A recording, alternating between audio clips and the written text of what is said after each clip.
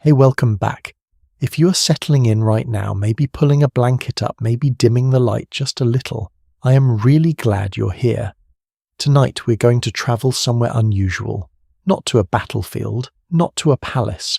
We're going to a place quieter than both of those, a place that on the surface sounds almost boring, a library. But here is what nobody tells you. The people who built the first libraries, who collected books, who guarded them, who sometimes died because of them, lived some of the most dramatic, obsessive, and honestly kind of wild lives in all of human history. And without them, you would have never heard of Aristotle. You would have never read Homer. The geometry in your phone, the maps on your screen, the very idea that the earth is round, none of that would exist. All of it was saved by librarians. So tonight I want to take you back, way back, and introduce you to the first people who ever looked at a pile of clay tablets or papyrus scrolls or hand-stitched parchment and thought, this is worth protecting with my entire life. Before we dive in, if this kind of storytelling is something you enjoy, the slow late-night kind where history actually feels like it breathes, it would mean a lot to me if you took just a second to hit that subscribe button and give this video a like. Not because an algorithm told me to ask, but because if you enjoy what I make, that small gesture is how more people find their way here. And if you're watching this from a cozy bed somewhere, or maybe from a long commute, or even a rainy Sunday afternoon with a cup of tea in hand, drop a comment and tell me where you are. I genuinely love reading those. All right, let us dim everything down just a little, get comfortable, and let tonight's story begin. Now I want you to imagine something. The year is around 3000 BCE. You are standing in the city of Nippur in what is now southern Iraq. The air smells like river clay and burning wood. All around you the city hums with the noise of a civilization still figuring itself out. Merchants arguing over grain priests chanting at dawn, children running through dusty streets, and somewhere in the middle of all that noise, there is a building.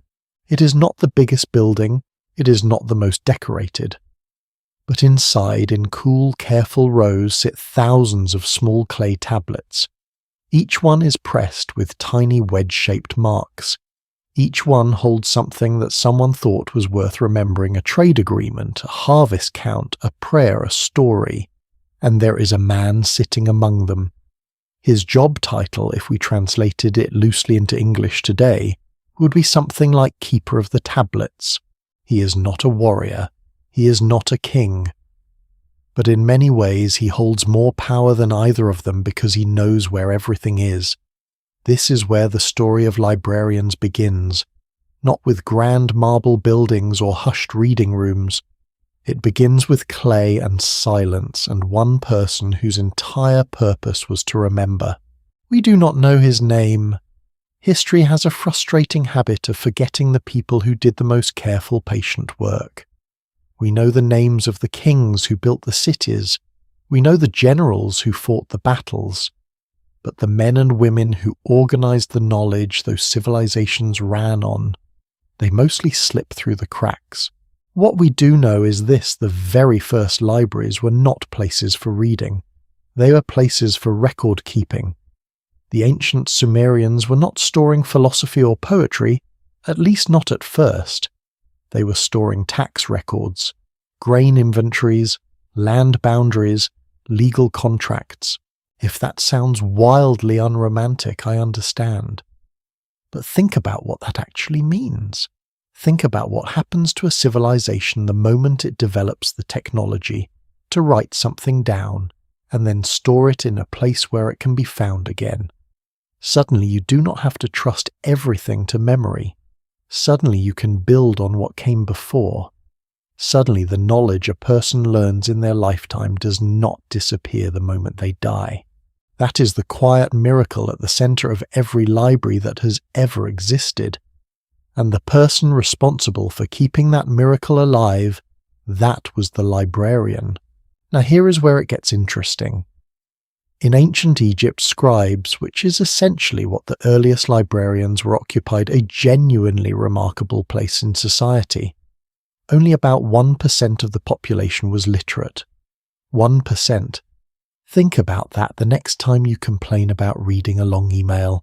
These men, mostly men, though not always, were trained from childhood. They attended schools called the House of Life, attached to temples, where they spent years learning to read, write, calculate, and copy texts with perfect precision. And the physical reality of that work was honestly a lot less glamorous than you might picture. Modern archaeologists have actually examined the skeletons of ancient Egyptian scribes, and what they found is a little bit heartbreaking. These men showed severe signs of arthritis, not in their hands, as you might expect, but in their jaws, their necks, and their shoulders, because the job required them to sit cross-legged on the floor for hours, hunched over their work, day after day, year after year. Their bodies literally bent themselves around the act of writing. One ancient Egyptian text written by a scribe trying to convince his student to stay in school and not become a farmer puts it beautifully bluntly. He describes farmers covered in mud and soldiers marching through heat, and then proudly announces that the scribe by contrast is spared all of that because he knows how to use a reed pen. Which is technically true. What he leaves out is the crippling back pain, but the social status that was real. Senior scribes in ancient Egypt lived comfortably. They received salaries in grain, beer, and sometimes land. Many rose to become court officials, advisors, even viziers, the highest administrators in the land. The great Imhotep, who designed the step pyramid at Saqqara around 2700 BCE, started as a chief scribe. He eventually became a high priest and was so revered for his wisdom that centuries after his death the Egyptians actually deified him. They made him a god. Not bad for a man who started his career with a reed pen and a jar of ink.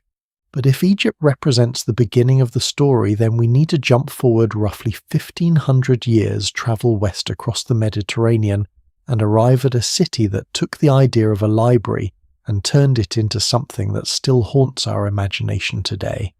Alexandria. When you hear the name Library of Alexandria, you probably think of one thing: fire, destruction, loss. And we'll get to all of that, believe me. But before any of that, I want you to understand what this place actually was, because the reality is even stranger and more ambitious than the legend. The Library of Alexandria was founded around 306 BCE by Ptolemy I, a general of Alexander the Great who had seized control of Egypt after Alexander's death. Ptolemy's ambition was by any measure absolutely extraordinary. He did not just want to build a library. He wanted to collect every single piece of writing that existed on Earth. Every single one. And to do that, he was willing to do things that today we would politely call legally questionable. Every ship that sailed into the harbour at Alexandria, every merchant vessel, every diplomatic carrier, every traveller's private boat was boarded by royal officials. Any books found on board were immediately confiscated and brought to the library. The owners would eventually receive copies back. The originals stayed. Let that sink in for a moment. Imagine pulling into a harbour and having government agents walk onto your boat, open your bags, take your books, copy them, and hand you back the photocopies. And there was absolutely nothing you could do about it. The librarians operating under these rules were, as one ancient source puts it, ruthless and absolutely determined to build the world's greatest store of knowledge, leaving no subject and no source uncovered. At its peak, the Library of Alexandria is believed to have held somewhere between 400,000 and 700,000 papyrus scrolls. The estimates vary because, and this is a detail that always gets me, the catalogue itself was so vast that historians are not entirely sure of the total count. The scholars who lived and worked there were treated extraordinarily well. According to the ancient geographer Strabo, they were provided with a large salary, free food and lodging, and complete exemption from taxes. They were in a very real sense humanity's first fully funded research institution. And the men appointed as head librarians were not bureaucrats or administrators. They were among the greatest minds of the ancient world. Consider Eratosthenes of Cyrene, who served as the third chief librarian around 235 BCE. This man ran the most important library in human history during the day, and in his spare time he calculated the circumference of the earth. Using nothing more than geometry, 2 sticks, and the angle of shadows cast by the sun in 2 different cities, he arrived at a figure that was within a few hundred kilometers of the actual measurement we know today. He did this more than 2,000 years before satellites. He did this while managing a library. And then there is Callimachus. Callimachus was not the head librarian. He was something arguably more important. He was the man who looked at this collection of hundreds of thousands of scrolls piled up in one of the most magnificent buildings in the ancient world and thought, this is a beautiful disaster. Someone needs to organize this. So he created the Pinaeus. The Pinaeus was essentially the world's first library catalogue. It was 120 volumes long. It organized every known piece of Greek writing by genre and by author, listed in alphabetical order. For each author, Callimachus included a brief biography notes on the person's life and background, and a complete list of their known works. Think about what that means. In the 3rd century BCE, a man created a 120-volume bibliography of all known human literature. For comparison, today's Library of Congress, the largest library in the world, uses a classification system that is essentially a more sophisticated version of what Callimachus invented more than 2,000 years ago. He did not just catalogue books, he created the idea of organizing knowledge. He made it possible to find a specific thought written by a specific person among hundreds of thousands of scrolls without having to unroll every single one of them. It sounds obvious when you describe it. It was not obvious. It was revolutionary. And here is what I want you to sit with as we move forward tonight. These people, the keeper of the tablets in Nipper, the scribes bent over their papyrus in the House of Life in Memphis, the scholars of Alexandria confiscating books from sailors and spending their lives in rooms full of rolled-up paper, they were not famous. They did not lead armies. They did not build pyramids. But they did something that in a very quiet way changed everything. They decided that knowledge was worth keeping. They decided that a thought once written down deserved to survive, not just for one person, not just for one generation, but for everyone who came after. And the extraordinary thing is most of them never knew if it worked. The Egyptian scribe who copied a medical text in 1300 BCE did not know that 2,000 years later, modern scholars would study that text and trace the origins of surgery. The Alexandria librarian who confiscated a scroll from a Greek merchant ship did not know whether that scroll held something irreplaceable, or whether it was just someone's shopping list. They kept everything, just in case. And because they did, we still have Homer, we still have Plato, we still have the mathematics and the maps and the medical knowledge that became the foundation of the world we live in. Not because of war, not because of conquest, because of people who showed up every day, sat down in front of a pile of scrolls, and did the quiet, invisible work of not letting the world forget itself. That is where we are beginning tonight, with the very first guardians of human memory and the surprisingly complicated, surprisingly human lives they lived. Because this story is just getting started. In a moment, we're going to step into the darkest, coldest corners of medieval Europe, into the silent rooms where monks worked by grey winter light, their fingers slowly going numb, copying out texts they often could not even fully understand. And you're going to discover that some of them, when they reached the very last line of a manuscript after months of work, did not write a prayer or a dedication. They wrote a curse. and it was a very specific kind of curse. Stay with me. Picture a room. Stone walls. No windows, or if there are windows, they're narrow slits cut into the cold grey masonry, letting in just enough grey light to see by. The floor is bare. The air smells of ink, of animal skin, of something faintly sour that you cannot quite identify at first, and then you realise it is the smell of men who've been sitting in the same room for 6 hours without moving, breathing quietly, not speaking, not even looking up. Welcome to the scriptorium. This is where the story of books and the people who kept them alive moves from the marble libraries of the ancient world into something far more intimate, far more human, far more strange. Because here is what I want you to really sit with for a moment after the fall of the Western Roman Empire in the 5th century, after the great libraries of Alexandria and Rome had either burned or been scattered, or simply fallen quiet. There was a period in European history when almost every single book that survived did so because of monks. Ordinary men who had taken religious vows, who lived by a bell that told them when to eat and when to pray and when to sleep, and who spent the hours in between sitting at slanted wooden desks, dragging a quill pen across stretched animal skin, copying words they sometimes did not even fully understand. That is not a metaphor. That is literally what happened, and I find that equal parts moving and slightly terrifying. To understand how we got here, you have to meet one man who saw the collapse of classical civilization happening in real time, and decided he was not going to let it go quietly. His name was Cassiodorus. In the early 6th century, Cassiodorus was one of the most powerful officials in the Roman world, essentially the prime minister to Theodoric the Ostrogothic king who ruled Italy. He spent decades moving through the corridors of power, writing official letters, managing affairs of state, watching the old Roman order slowly coming apart at the seams. Wars, famine, libraries raided, schools closed. The infrastructure of learning the thing that had taken centuries to build unravelling in a matter of decades.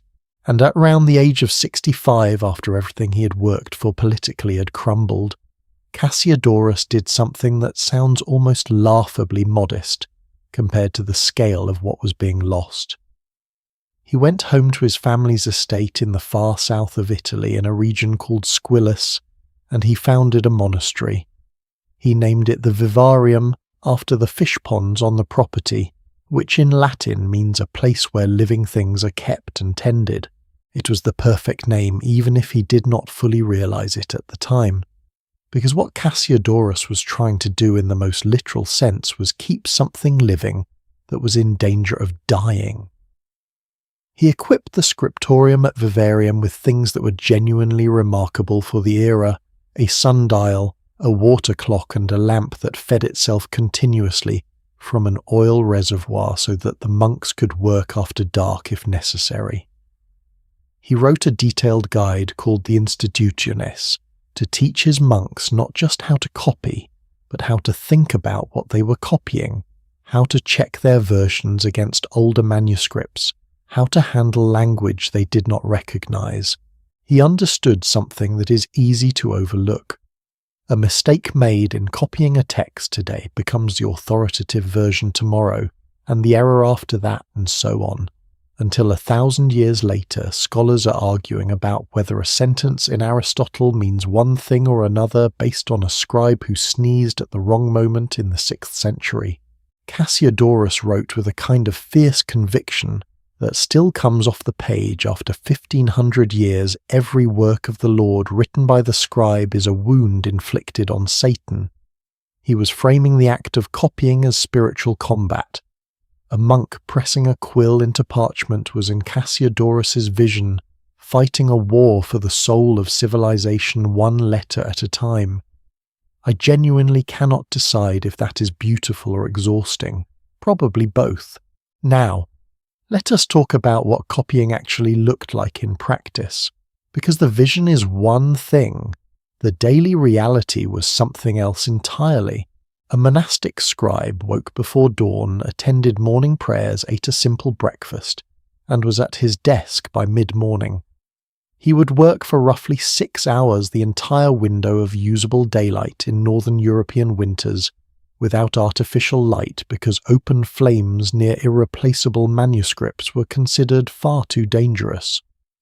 The Cistercian order formally prohibited candles in the scriptorium in the year 1134, so on a grey February afternoon in, say, a monastery in the English Midlands with the sun setting, before 4 in the afternoon, a monk would be squinting at the page, his handwriting growing smaller and more cramped as the light faded until he simply had to stop.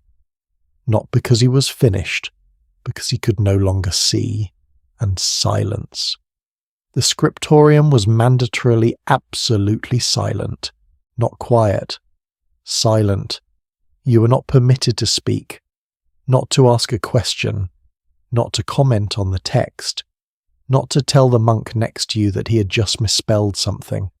If you needed to communicate, if you wanted a different manuscript brought to you or a fresh supply of ink, or just to tell someone that you were freezing, you used hand signals. The monasteries developed entire systems of gesture-based communication, specifically for the scriptorium, the same way that people today develop workarounds for situations where speaking is not allowed. One gesture meant "I want a book." Another indicated the subject religious versus secular, Latin versus Greek. It was essentially a sign language developed entirely around the needs of men surrounded by books they were not allowed to discuss. The sheer strangeness of that detail has stuck with me for a long time. There is something both funny and quietly poignant about it. All these men sitting in silence, surrounded by the entire collected wisdom of the civilization they were trying to preserve, not allowed to say a single word about any of it. Here is something that might surprise you about the physical experience of making a manuscript. The paper, if we can even call it that, was not paper at all. It was parchment animal skin, usually from calves, sheep or goats, that had been soaked in lime solution, stretched on a wooden frame, while still wet, scraped with a curved knife to remove the hair and any remaining tissue and then left to dry under tension. The result was a material that was smooth, durable, and extremely expensive because every single sheet required an animal. Scholars have calculated that a single large Bible in the medieval period required somewhere between 200 and 225 hides of goat or sheep. That is a lot of animals for one book. A reasonable-sized monastery might need to keep entire herds not for food but for writing material. And when the cost of producing a manuscript had this kind of material reality behind it, every page carried a weight that is almost impossible for us to feel today. A book was not just an object. It was a herd of sheep compressed into knowledge. It was months of a human life compressed into ink.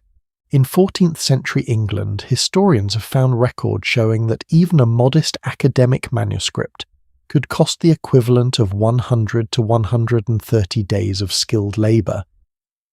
A luxury volume, a beautifully decorated psalter, or a Bible with illuminated borders could equal the price of a cow, or several cows. At the very top end of the market, a large illustrated liturgical manuscript could be worth as much as a small estate. Let that sink in the next time you download a book for free. Which brings me to something I find genuinely fascinating about the psychology of the scribes themselves. These men knew what they were making. They understood the value of what passed through their hands. And every so often at the end of a manuscript in the margins, sometimes squeezed into the corners of a page in tiny, almost apologetic letters, they left notes. We call these notes colophons, from the Greek word for a finishing stroke.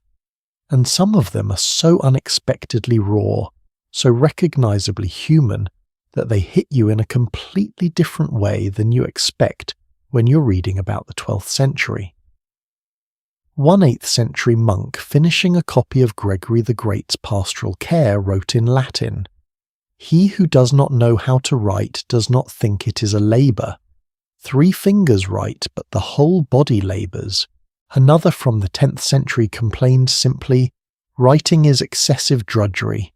It crooks your back, it dims your sight, it twists your stomach and your sides." And then there is my personal favourite from a scribe who clearly reached the end of his endurance somewhere around the feast day of whatever obscure saint governed his particular monastery, who wrote St. Patrick of Armagh, "Deliver me from writing." Just that. No elaboration. A man sitting in the cold holding a quill that had been giving him hand cramps since breakfast, asking an Irish patron saint to personally intervene and get him out of this room. And then there is the one that has become something of a small legend among historians of manuscripts.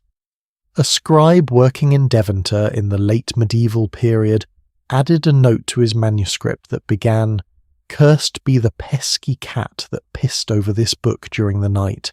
Because yes, a cat had apparently gotten into the scriptorium overnight and relieved itself on an in-progress manuscript. The monk was furious, and instead of simply writing around the damage section, he documented the crime in detail, expressed his frustration at length, and then this is the part that gets me added a warning to future readers to make sure they did not leave books open at night where cats could reach them.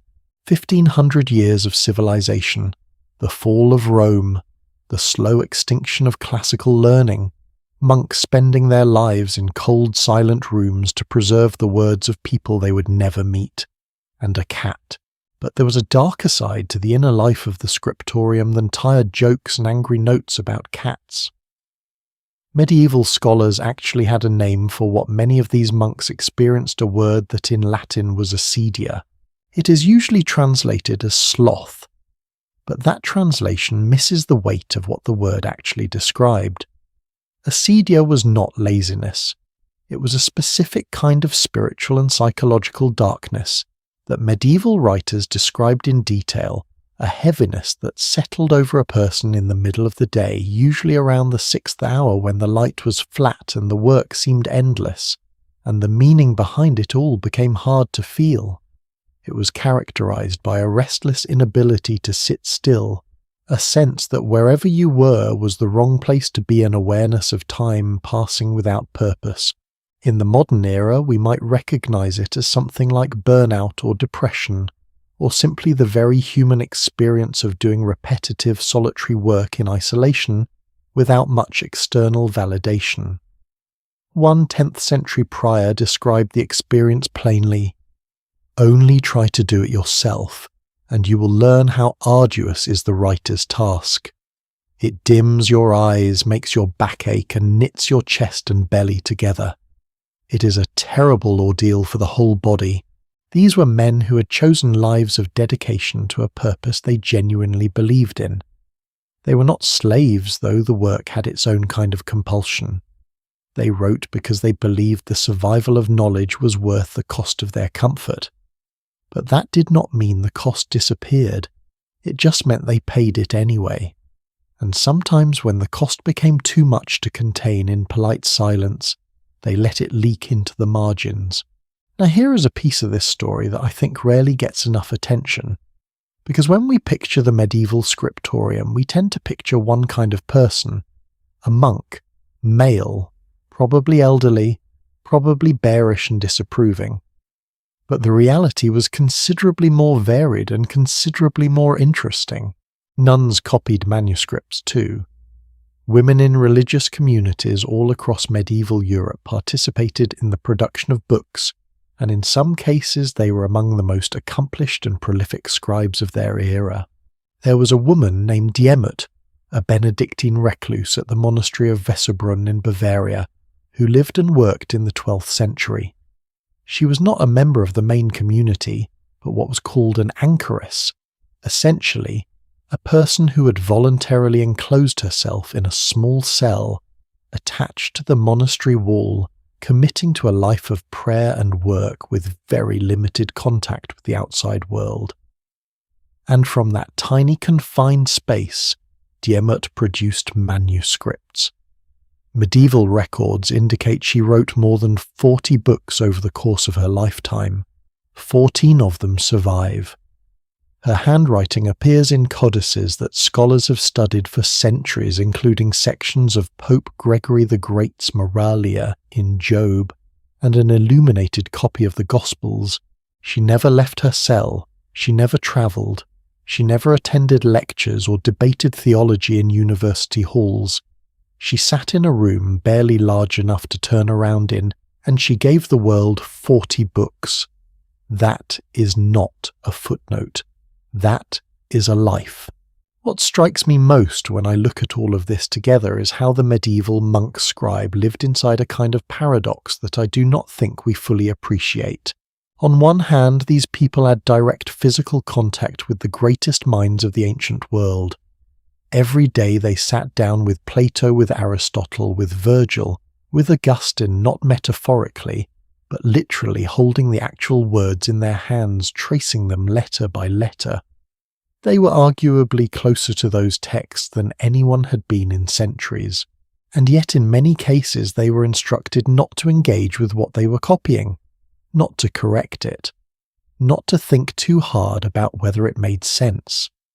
The fear was that a scribe who understood the text too well might feel the temptation to improve it, to smooth out an awkward phrase to correct what looked like an error, and in doing so might corrupt the very thing they were trying to preserve. So they copied, faithfully, mechanically, sometimes in languages they did not speak, sometimes from exemplars, the master copies they were working from, that already contained errors passed down through several previous generations of copying. They were in a strange way asked to trust the text more than their own intelligence, and because they did, we have things today that would otherwise not exist.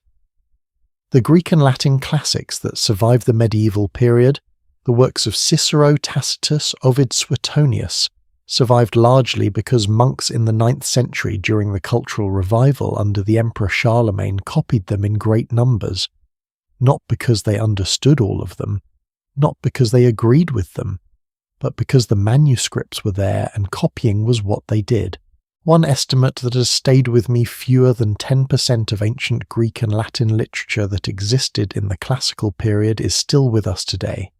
The rest is gone, lost to fire, to flood, to deliberate destruction, to the simple indifference of time. What we have, what has come to us, passed through rooms like this one. Cold rooms, silent rooms, rooms where men and women sat with aching backs and freezing fingers and tired eyes and kept writing. There is a moment I keep returning to in my mind. A 9th century monk working at the scriptorium at Tours, one of the great centres of manuscript production in early medieval France, finishing the last line of a text. Maybe it took him 3 months, maybe 6. He picks up his quill and writes at the very bottom of the final page the Latin words that scribes had been writing for centuries. As the harbour is welcome to the sailor, so is the last line to the scribe. He puts the quill down, he stretches his fingers, he closes the book, and somewhere on the other side of 12 centuries a scholar opens that same book in a climate-controlled archive and reads those words, and for just a moment across all that distance 2 people share the same feeling. Done. Finally done. That is what the scriptorium gave us. Not just the words on the pages, but the human beings behind them, still audible through the cracks in history if you listen closely enough. The monks who copied these manuscripts were also in time joined by another kind of figure, one who operated in a very different world under very different pressures. Not a man of faith, but a man of obsession, a hunter. Because in the centuries after the medieval scriptorium began to slow, a new generation of people emerged who also believed that books were worth almost any price. But their reasons were different, and their methods were considerably more dramatic. Coming up, we step into the Renaissance and into the story of one man who, after years of searching the dustiest corners of European monasteries, pulled a manuscript off a forgotten shelf that would, in the words of a modern scholar, restart Western civilization. Stay with me. Let me tell you about a man who spent his days writing official letters for 7 different popes across 50 years, a dutiful, underpaid, largely unremarkable servant of the Church, and yet managed in the small pockets of free time between his actual responsibilities to change the intellectual course of Western civilization. His name was Poggio Bracciolini. He was born in 1480 in a small village in Tuscany. The son of a notary, grew up fascinated by Latin, moved to Florence as a young man, and by the time he was 23 had secured a position as a copyist in the Roman papal court. He had beautiful handwriting, so beautiful in fact that the script he developed would eventually become the model for what early printers called Roman type, the same style of letter you're almost certainly reading right now on any digital screen or printed page. But that is a side story. The main story is what Poggio did when the Pope was busy, and it starts in the year 1414 in a small Swiss city called Constance. A great church council had gathered there, one of those enormous medieval political religious events that brought together cardinals, bishops, kings, ambassadors, and several thousand hangers-on from all across Europe, to resolve a crisis that had left the Catholic Church with 3 separate men simultaneously claiming to be Pope. Poggio was there as secretary to one of those claimants. The political deliberations were slow. The theological debates were endless. The meetings stretched on for weeks, then months. And Poggio, with time on his hands and an extraordinary nose for old books, began to wonder. He had heard that the monasteries of Switzerland and southern Germany, places that had been sitting more or less undisturbed since the 8th and 9th centuries, might contain manuscripts that the outside world had forgotten existed. The monks had copied them faithfully. The monks had stored them carefully. And then the monks had essentially not told anyone. So in 1415, Poggio rode out from Constance to the Abbey of Cluny in Burgundy. And there in the library he found 2 complete speeches by Cicero that no one in the educated world had laid eyes on for centuries. He copied them with his own hand and sent them back to Florence. He went back to his diplomatic duties. He waited. And then in 1416 he went out again, this time to the great Abbey of St. Gall in what is now Switzerland. And at St. Gall he pulled from a shelf a manuscript so important that scholars still debate exactly how significant the discovery was.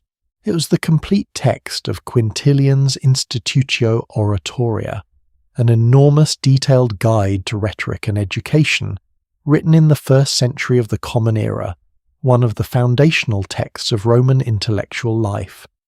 Portions of it had been known, circulating in damaged and incomplete copies, but here was the whole thing, intact, dusty, waiting.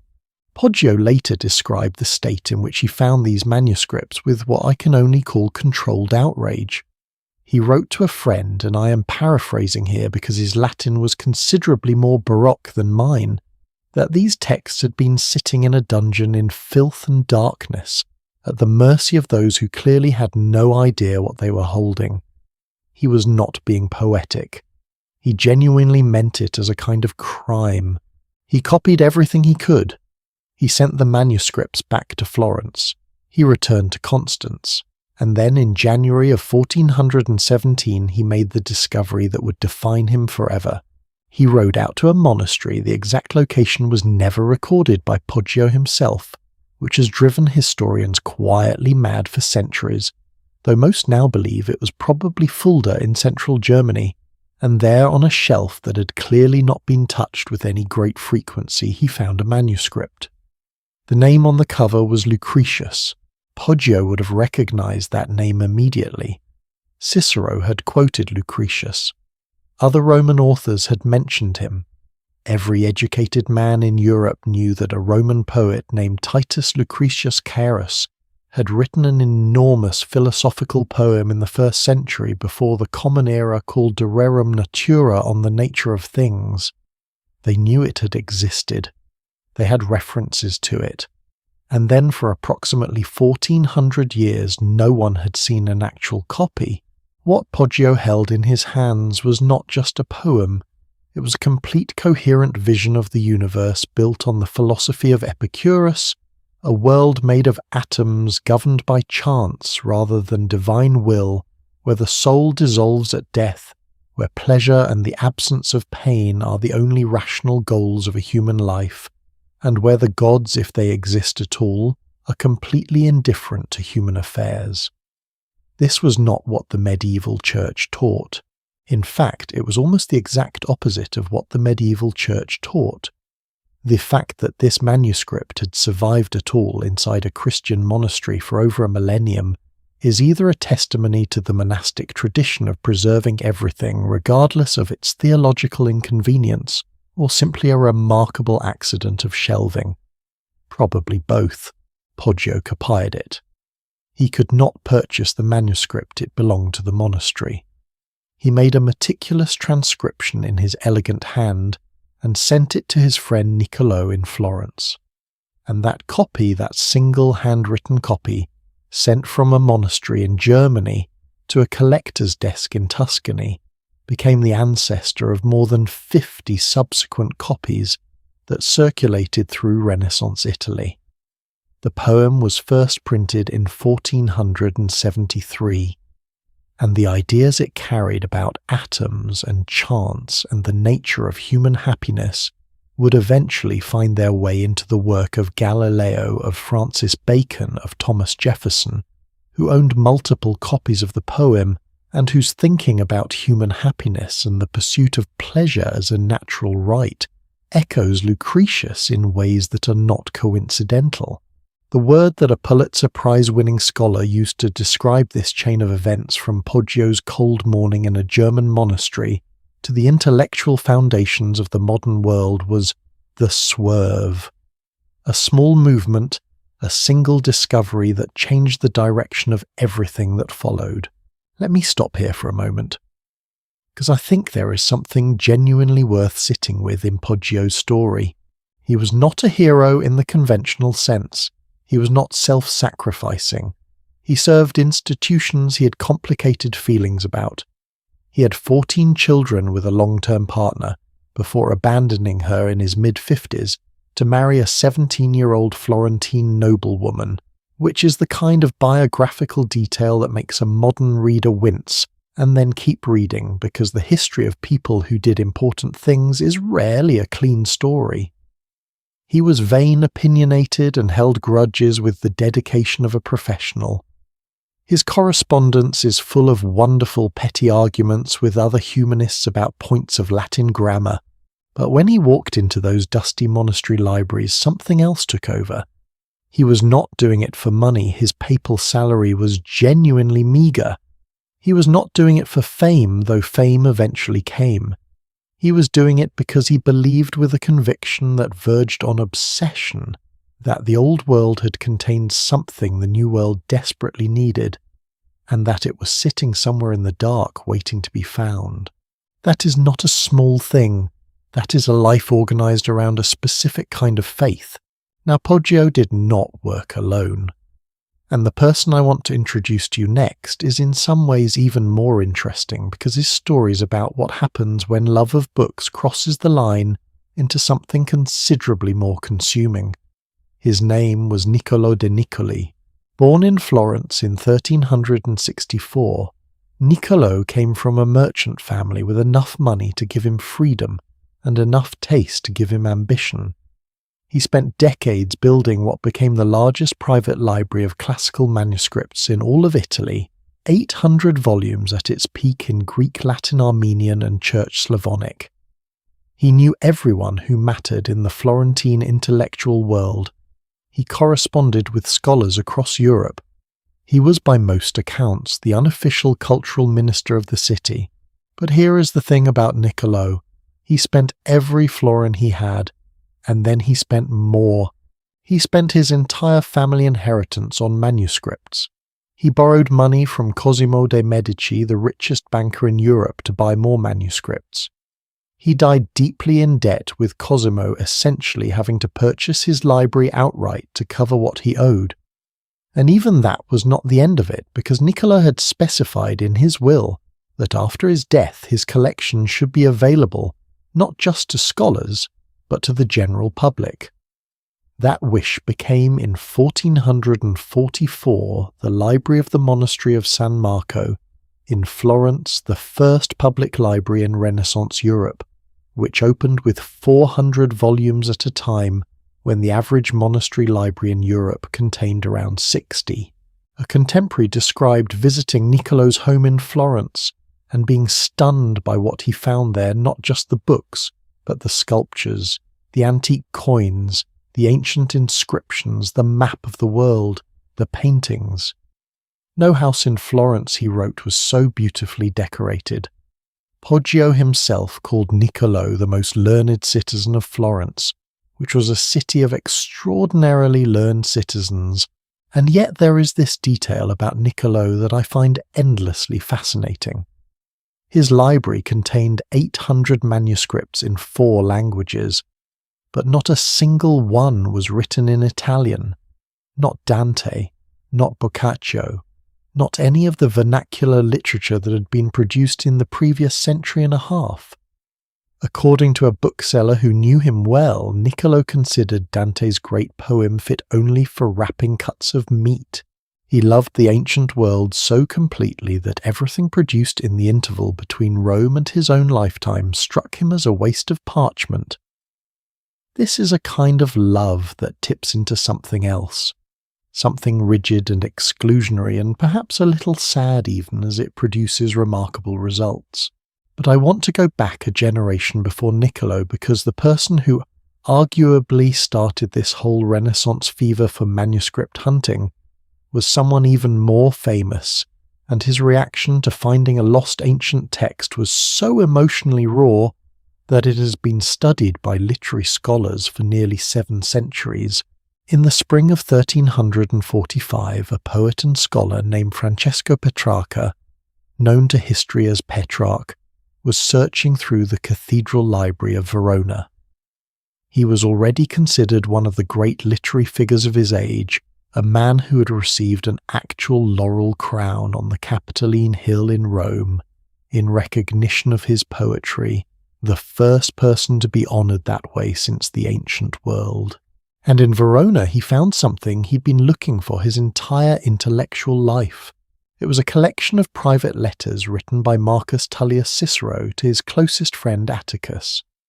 Letters that had not been seen by anyone in Europe for over 1,000 years. Not just the formal speeches and philosophical treatises that the medieval world had known, but actual personal unguarded correspondence. Cicero writing to a friend about his anxieties, his political miscalculations, his family troubles, his deep ambivalences about the choices he had made. Petrarch sat down immediately and copied them with his own hand. And then he did something that I find genuinely extraordinary. He wrote a letter to Cicero, not about Cicero, not a scholarly analysis of Cicero's letters, a direct letter addressed to a man who had been dead for 1388 years, telling him what he had found and what he thought about it. The letter is famous. In it, Petrarch says he had searched for Cicero for years and finally found him. He says he heard Cicero's voice speaking across the centuries. He expresses both awe and genuine disappointment because the letters revealed a Cicero who was not the serene philosopher of popular imagination, but a deeply political creature, anxious and calculating and occasionally inconsistent. Petrarch wrote to him, and here I am giving you the essence of what he said, not a verbatim translation. I had known you as the counsellor of others. Now I know what you were to yourself. And Petrarch was not entirely approving of what he found. He signed the letter, written in the land of the living, on the 16th of June, 1345, Verona. Think about that for a moment. A man in the middle of the 14th century sitting in a cathedral library, having just made one of the most significant literary discoveries of the era, and his first instinct is not to write a scholarly treatise or send news to a patron. His first instinct is to write to the dead man himself, to enter into a conversation across 1,200 years as if they were separated only by a bad postal system. That is either deeply eccentric or deeply human. I genuinely cannot decide, maybe both. What Petrarch began, Poggio and Nicolai and their generation made systematic. Within a generation of Petrarch's death, there were men across Italy and beyond whose primary occupation, or at least whose primary obsession, was the recovery of classical manuscripts. They compared notes, they sent each other lists of what they had found and what they were still looking for. They argued ferociously about which texts were authentic and which were forgeries. They travelled to remote monasteries in Germany and France and England with the specific purpose of opening chests of old books and seeing what was inside. Some of what they found changed everything. Poggio's Lucretius, the rediscovery of the complete works of Tacitus, the recovery of Vitruvius's De Architectura, a Roman treatise on building that would directly influence the architecture of the Renaissance. Some of what they found changed less, but was still precious. Roman cookbooks, agricultural guides, technical manuals, poetry, by minor authors who had been completely forgotten. Each discovery was catalogued, copied, argued over, celebrated or dismissed. And here is what I keep coming back to. When I think about this period, these men were not neutral. They were not dispassionate archivists. They were passionate, sometimes obsessive, occasionally infuriating human beings who had decided that the gap between their own civilization and the ancient one was a wound that needed healing, and that books were the medicine. They were right. The intellectual revolution they helped ignite the Renaissance changed everything about how Europeans thought about art, science, law, government, and the nature of human possibility. And it was built in no small part on the foundation of manuscripts rescued from dusty shelves in monasteries that had no idea what they were sitting on. I want to leave you with one more image before we move forward. Imagine Poggio somewhere in central Germany in January of 1417. It is cold. He is far from home, technically on church business, technically just filling the hours between one meeting and the next. He pushes open the door of a monastery library that probably smells of mildew and old leather, and something faintly animal. He walks along the shelves. His eyes adjust to the dim light. He picks up a manuscript. He reads the first words. He's just found the only surviving copy of a poem that argues the universe is made of atoms in motion, that death is nothing to be feared, that pleasure is the deepest human good. A poem that has been sitting in this room untouched for centuries. A poem that will, within a few generations, help reshape the intellectual architecture of the modern world. He copies it out carefully in his beautiful handwriting and sends it south. The work of preservation rarely looks heroic in the moment. It looks like a man in a cold room reading old manuscripts, copying things down. But the consequences can be enormous. Of course, not everyone who loved books in this era was out in the field ransacking monasteries. Some of the most fascinating figures in this story never travelled at all. They stayed home and they built something that was in its own way just as radical. Because there is another side to the love of books that we have not yet fully explored. The obsessive private collector, the man who hoards, who chains, who refuses to share, who treats knowledge as a form of personal power. The shadow side of everything we have been celebrating. And the closer you look at that shadow, the more modern it starts to feel. Stay with me. Something I've been turning over in my mind for a while now, and I suspect some of you have felt this too, is how the line between passion and obsession is rarely where we think it is. We celebrate the Poggios of history. The manuscript hunters who rode out into the cold found treasures in dusty rooms and brought them back to the world. We celebrate them because their obsession had a happy ending, civilization benefited, knowledge survived. The story resolves cleanly into legacy, but obsession is not always that generous. Sometimes it consumes the person who carries it. Sometimes it turns inward and becomes something stranger, more private, and much harder to defend. The history of books and the people who collected them has a shadow side, and that shadow goes all the way back to ancient Rome. By the time the Roman Republic was giving way to the Empire, roughly the 1st century before the Common Era, private libraries had become in the most literal sense a fashion statement. The wealthy families of Rome had discovered that books were the perfect luxury object. They were expensive enough to signal serious money. They were intellectual enough to suggest cultivation. They came in elegant scroll form stored in cedar and ivory cases that could line an entire wall from floor to ceiling, and they required absolutely no effort from the owner beyond pointing at them when guests arrived. The Stoic philosopher Seneca, who was himself quite rich and had no patience for this kind of pretension, wrote about it with the contemptuous precision of someone who has attended too many dinner parties.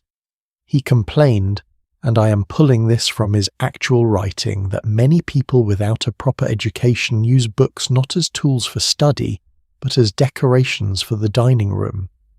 He observed that, like bathrooms and heated water, a library had become simply standard equipment for a fine house, something you had because everyone else had one, something that marked you as the right kind of person, regardless of whether you had ever opened a single scroll.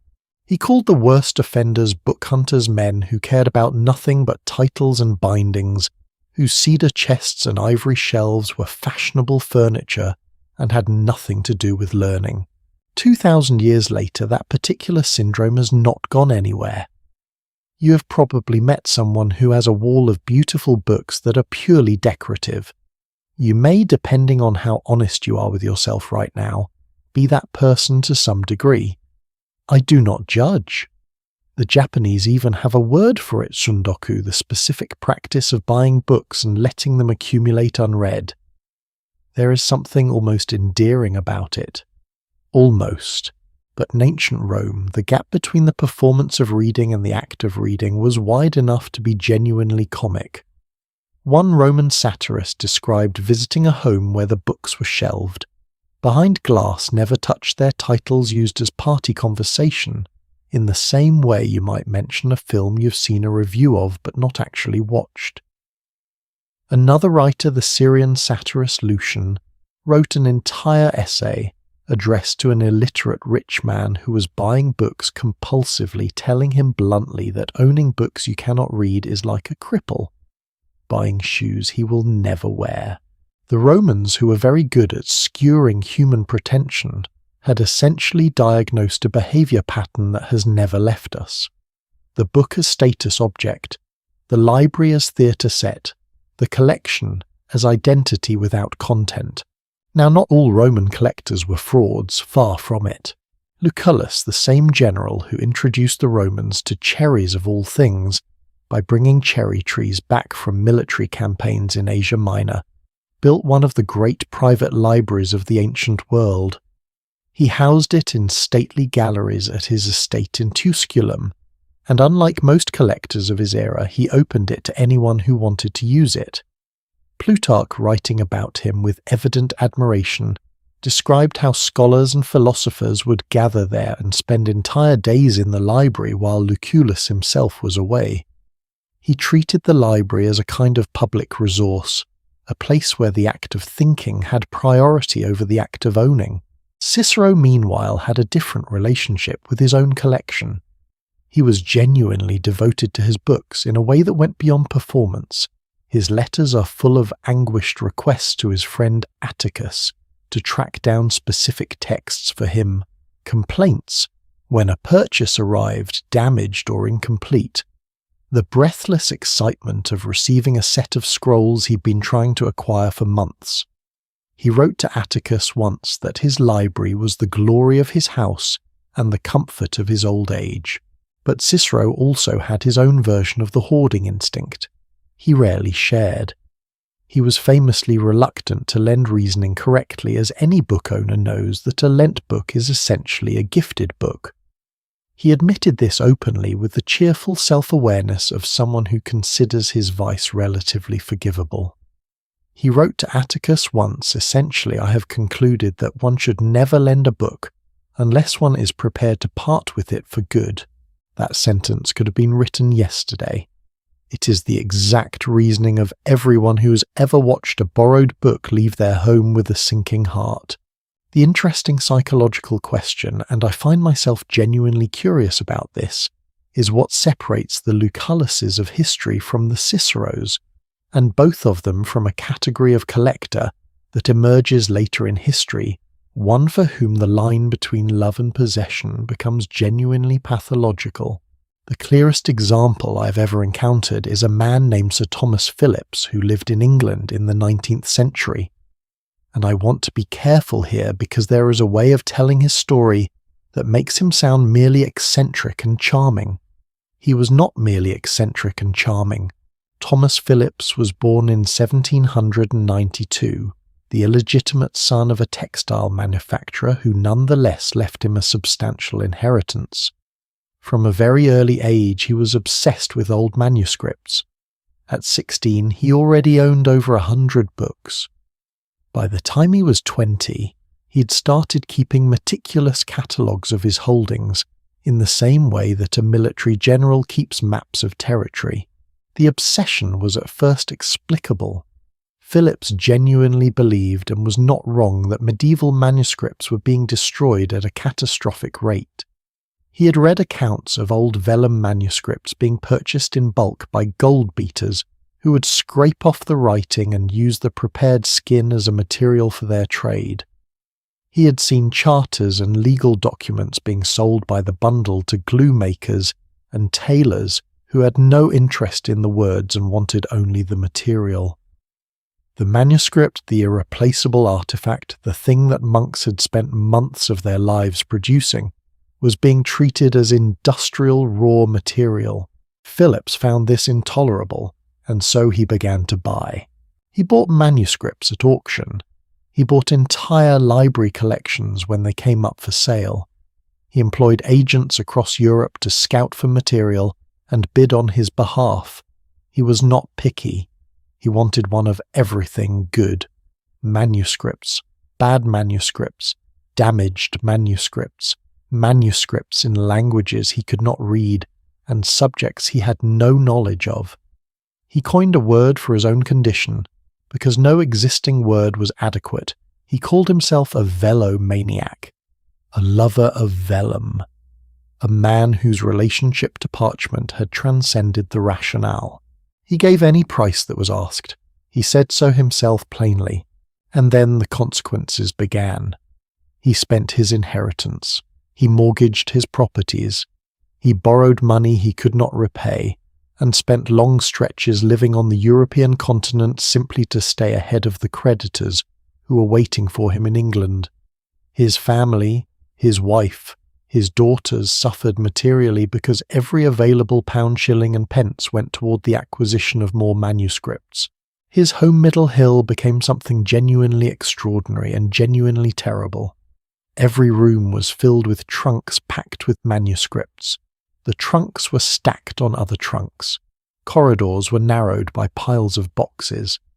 Visitors who came to consult specific items were often told to wait, not because Phillips was busy, but because he could no longer remember where anything was.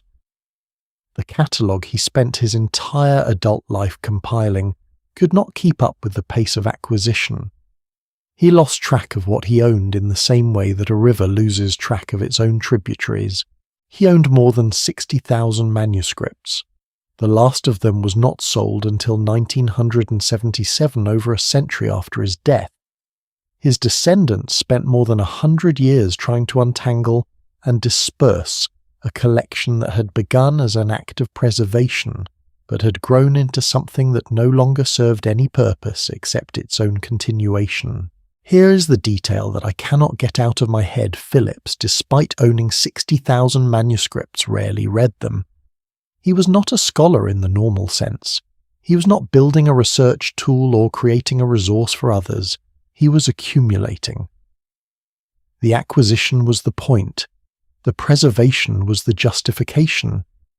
but the driving force was something stranger and more private, a need that books filled in a way that the books themselves were almost incidental to. He was in a clinical sense that I suspect he would have recognized and dismissed a hoarder, a man for whom the boundary between self and collection had blurred almost completely. He once said with what I imagine was absolute sincerity that he wanted to own one copy of every book in the world. Not one copy of every book he might read, every book, all of them, everything, and yet the manuscripts he bought, many of them would have been destroyed if he had not bought them. The gold beaters would have had them, the tailors would have had them, the indifferent market for old vellum that treated medieval writing as industrial material would have consumed them. This is what makes the story of the obsessive book collector so genuinely complicated. The line between preservation and possession is not as clear as we want it to be. The same instinct that drove Phillips to ruin his family's finances also drove him to save things that would otherwise be gone. The pathology and the heroism ran in the same current. You cannot cleanly separate them. Have you ever bought something, a book, an object, anything, partly because you were afraid of what would happen to it if you did not? That quiet, protective instinct, that sense that things need guardians, that is the seed of what Phillips became. Most of us keep it small. Some people grow it until it fills every room in the house. What strikes me stepping back from all of this is that the obsessive collector and the dedicated librarian are really two expressions of the same underlying impulse, pushed in different directions by circumstance and temperament. The dedicated librarian, the Callimachus, the Cassiodorus, the careful Armarius of the medieval scriptorium channels, the impulse toward order, access, and transmission. The goal is to make knowledge available, to build systems that allow people to find what they need, to ensure that what is preserved is also eventually shared. The obsessive collector channels the same impulse toward control and accumulation. The goal is ownership. Access is incidental, sometimes actively unwanted. Knowledge as private property. The library as vault. Seneca, who saw this clearly 2,000 years ago, put it more sharply than I can. He wrote that the most shameful reason for the poor spread of knowledge is that those who know things do not want to present them openly, as if somehow in the process they would lose whatever they shared with others. He understood that the hoarding of knowledge was a kind of fear of sharing, fear of diminishment, fear that if you let others in, you would somehow have less. That fear has not gone anywhere. You can see it in the paywalled academic journals that charge hundreds of dollars for papers produced with public funding. You can see it in the collectors who buy rare first editions and keep them in climate-controlled vaults that no one else will ever enter. You can see it in the software companies that treat source code as a state secret. The forms change. The underlying instinct is ancient. But I want to end this part of the story with something that complicates the neat moral I am building. The manuscripts that Phillips saved from the gold beaters and the glue makers are now in libraries, universities, and archives around the world. Some of them have been digitized and are freely available online. Some of them contain text that scholars had given up on ever finding. His collection, which was assembled through behavior that ruined his family and defied every rational constraint, turned out to preserve things that would not otherwise have survived. The collection outlasted the collector by over a century. The manuscripts he saved have now been studied, transcribed, and published. They belong in some sense to everyone. He wanted to own every book in the world. He ended up inadvertently giving a part of the world its books back. History is full of these maddening paradoxes. The wrong reasons producing the right results. The damaged person doing the necessary thing. The obsessive whose obsession happened to align just barely with something that mattered.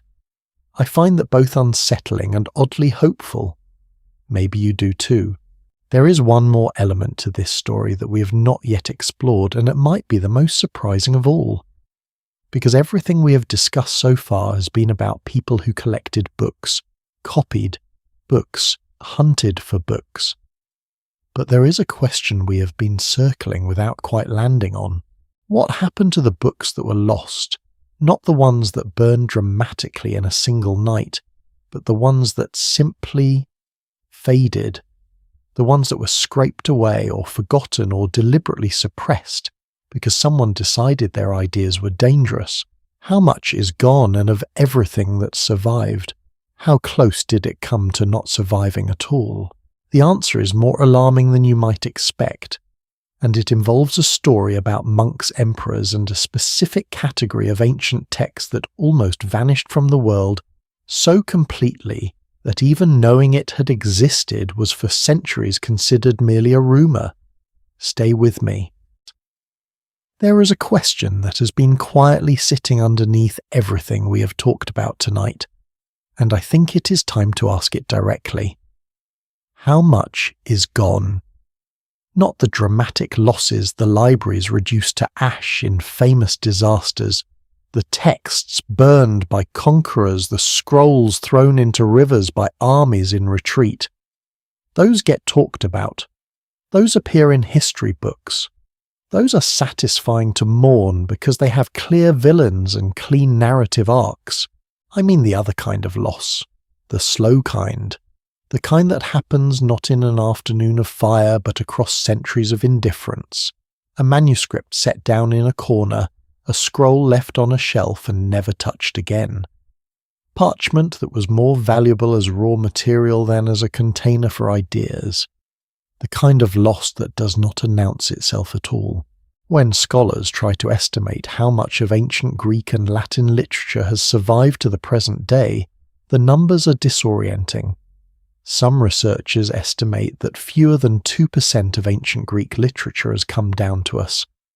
Others put it at between 3 and 5% for well-preserved Roman writing, with the proportion for earlier or more obscure periods far lower. We have about 33 surviving plays from 3 Greek tragic dramatists, Aeschylus, Sophocles, and Euripides. Ancient sources suggest these 3 men wrote somewhere between 300 and 400 plays between them. The 33 we have are the ones that were taught in schools copied in syllabi, considered suitable for educational purposes.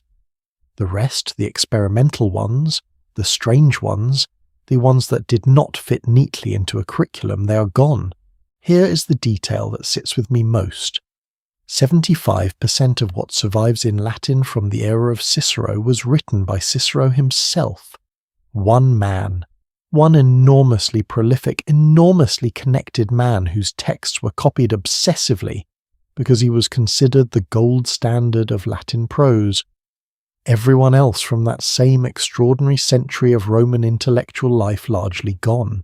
The works of Julius Caesar on grammar, the memoirs of Sulla, the histories of Asinius Pollio, an entire Roman comedy tradition beyond the handful of plays we know.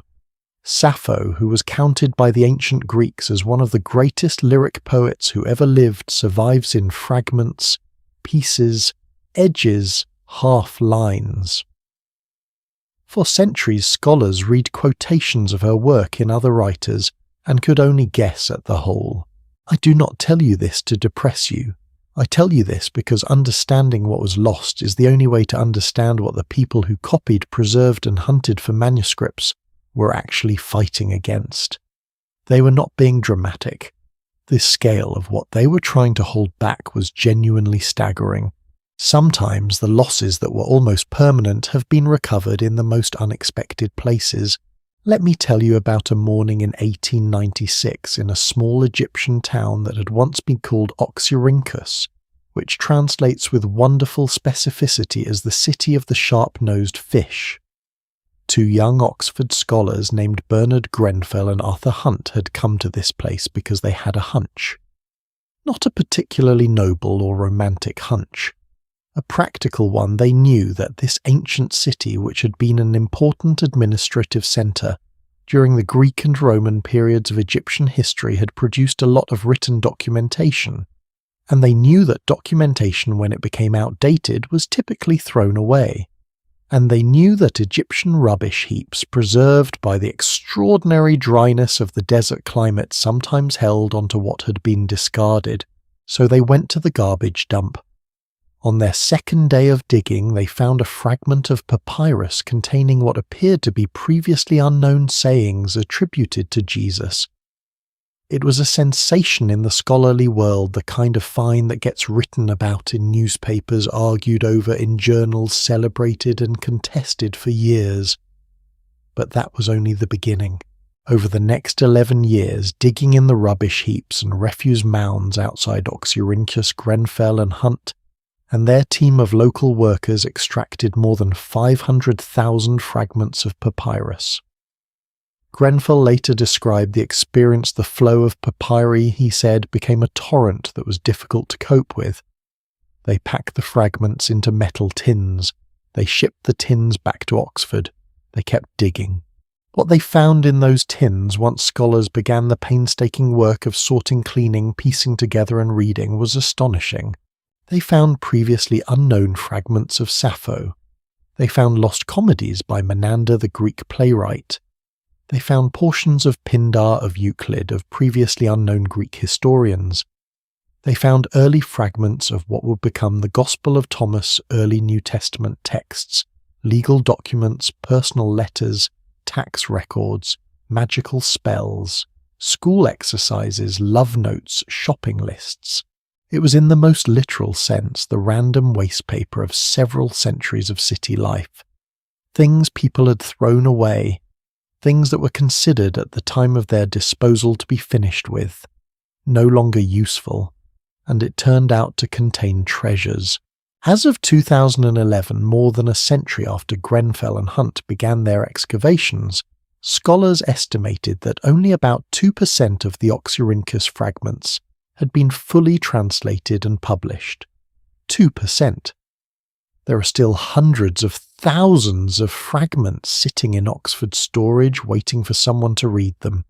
Scholars around the world have been invited to help using digitized images and pattern recognition techniques.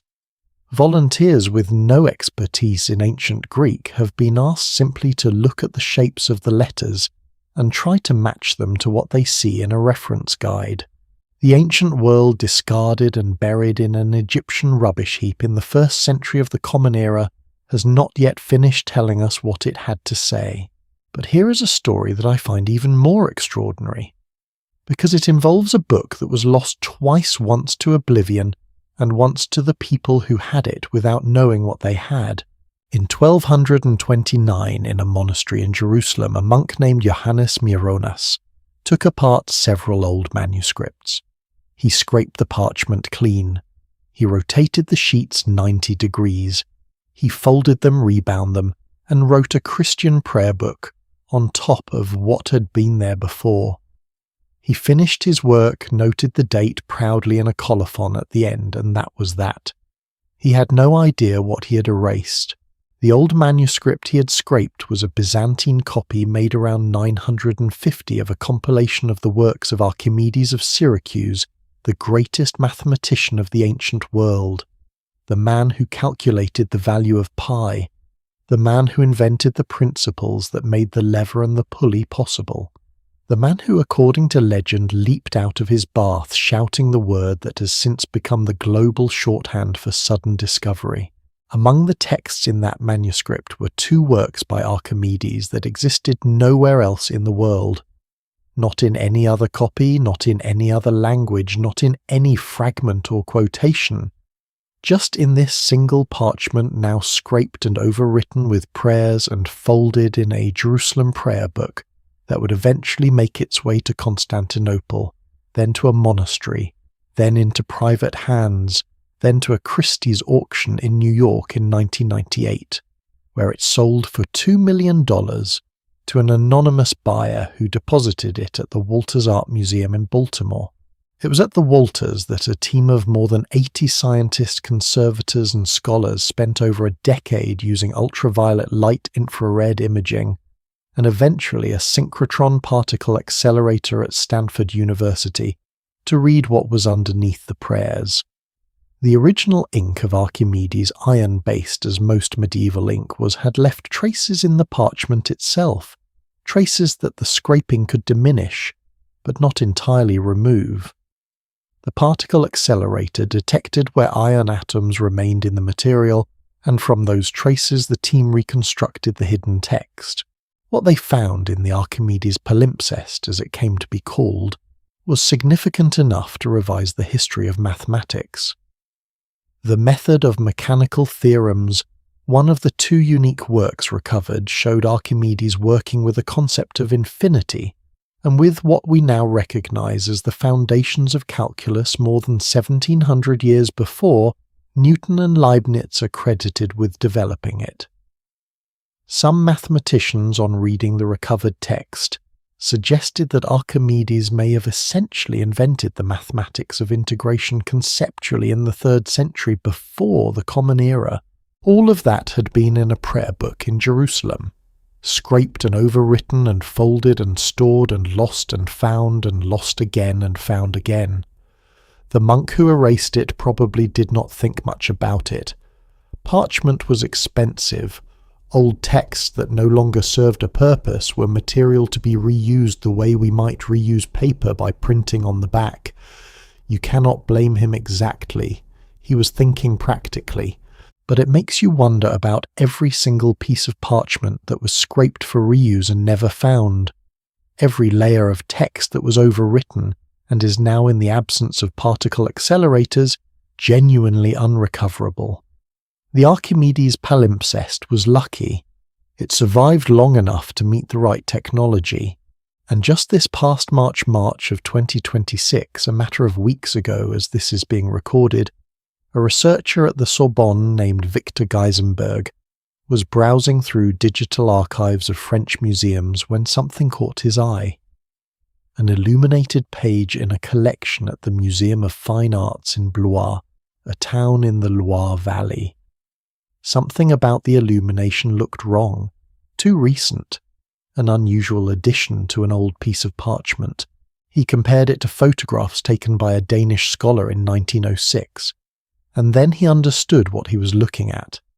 It was a missing page from the Archimedes palimpsest, a page that had been separated from the manuscript at some point in the 20th century, acquired by a French theatre director as part of a private collection, and sitting in a regional museum in Blois without anyone knowing what it was.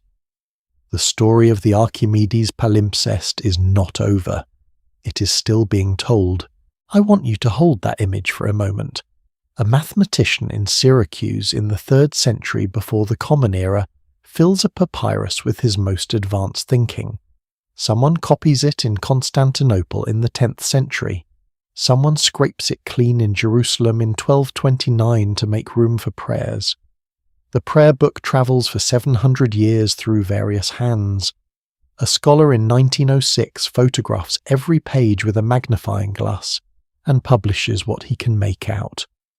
A missing leaf ends up in a private collection in France. A researcher looking at digital archives in 2026 recognizes it for what it is. 23 centuries. The ideas survived. Not because anyone made a grand decision to preserve them, not because an institution was funded and staffed to maintain them, but because a combination of accident obsession, dry climate, based ink particle physics, and a researcher half-seriously suggesting they look for palimpsests in Blois happened to align at the right moments. This is the part of the story that I find genuinely humbling, because we tend to think of the survival of knowledge as something that happens deliberately, the result of careful decisions made by serious people with the long view in mind. And sometimes it was. The monks who copied Aristotle understood what they were doing. Cassiodorus, who built his scriptorium, knew exactly what was at stake. Poggio, who rode through Germany in winter, understood that what he found might change things, but so much of what survived by accident. The dry climate of Egypt, a monastery in a remote enough location that no army bothered with it, a scribe who happened to iron-based ink that could not be completely erased, a private collector who bought a manuscript before the gold beaters could reach it, an anonymous bidder at Christie's who happened to have $2 million and an interest in ancient mathematics, and so much of what was lost by accident too. A room that happened to be in the path of a fire, a monastery that happened to be in the path of an army, a scholar who happened to run out of money before finishing the work of copying, a manuscript that happened to be in storage when someone decided the room was needed for something else. The ancient world is not evenly distributed across time. It came to us in patches.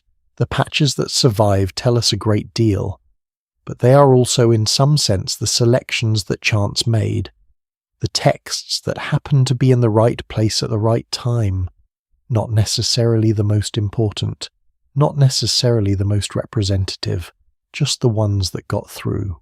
Have you ever had the feeling reading something very old that you are receiving a message that was never quite meant for you, that you are somehow reading over the shoulder of the intended audience, catching something that was not addressed to you but happened to survive to your moment? That feeling is accurate. Every ancient text is in some sense a message that arrived against the odds. Every manuscript that made it through is a small improbability stacked on top of other improbabilities. The person who copied it, the place where it was stored, the century that happened to be calm enough that the building was not destroyed, the technology that happened to exist when the text needed recovering, and all of it resting on the decisions made sometimes consciously and sometimes casually by the people who found something worth keeping and decided to keep it, which is why I find myself every time I sit with these stories coming back to the same question. Not the grand historical question of why civilizations rise and fall, or the philosophical question of what knowledge is worth preserving. Something more immediate than that. What do we decide is worth keeping right now, in this moment? Because the people who built the first libraries in Mesopotamia were making the same choice we make when we save a document on a computer, or photograph something we want to remember, or tell a story out loud so that someone else can carry it. The technology changes. The scale changes. The instinct is exactly the same. The question is just what we point that instinct toward. I've been sitting with that question as we have moved through this story tonight, and it leads naturally to one more chapter that I think may be the most surprising of all. Because there is a category of person we have not fully talked about yet. Someone who stands between the ancient world and the modern one in a way that is often overlooked. Not the librarian, not the collector, not the monk, not the manuscript hunter. The bookseller. The person who turned knowledge into a trade, who made it possible for ideas to move between hands not because of faith or obsession or state mandate, but because there was a market for them, and the most remarkable bookseller in history ran a shop on a single street in Florence in the 15th century, supplied manuscripts to popes, and kings helped build what we now call the first public library in Renaissance Europe, and then watched helplessly as a new technology rendered everything he had spent his life building instantly obsolete. His name was Vespasiano da Bisticci, and his story is one that I think anyone who has ever loved books or loved anything really will recognize immediately. Stay with me.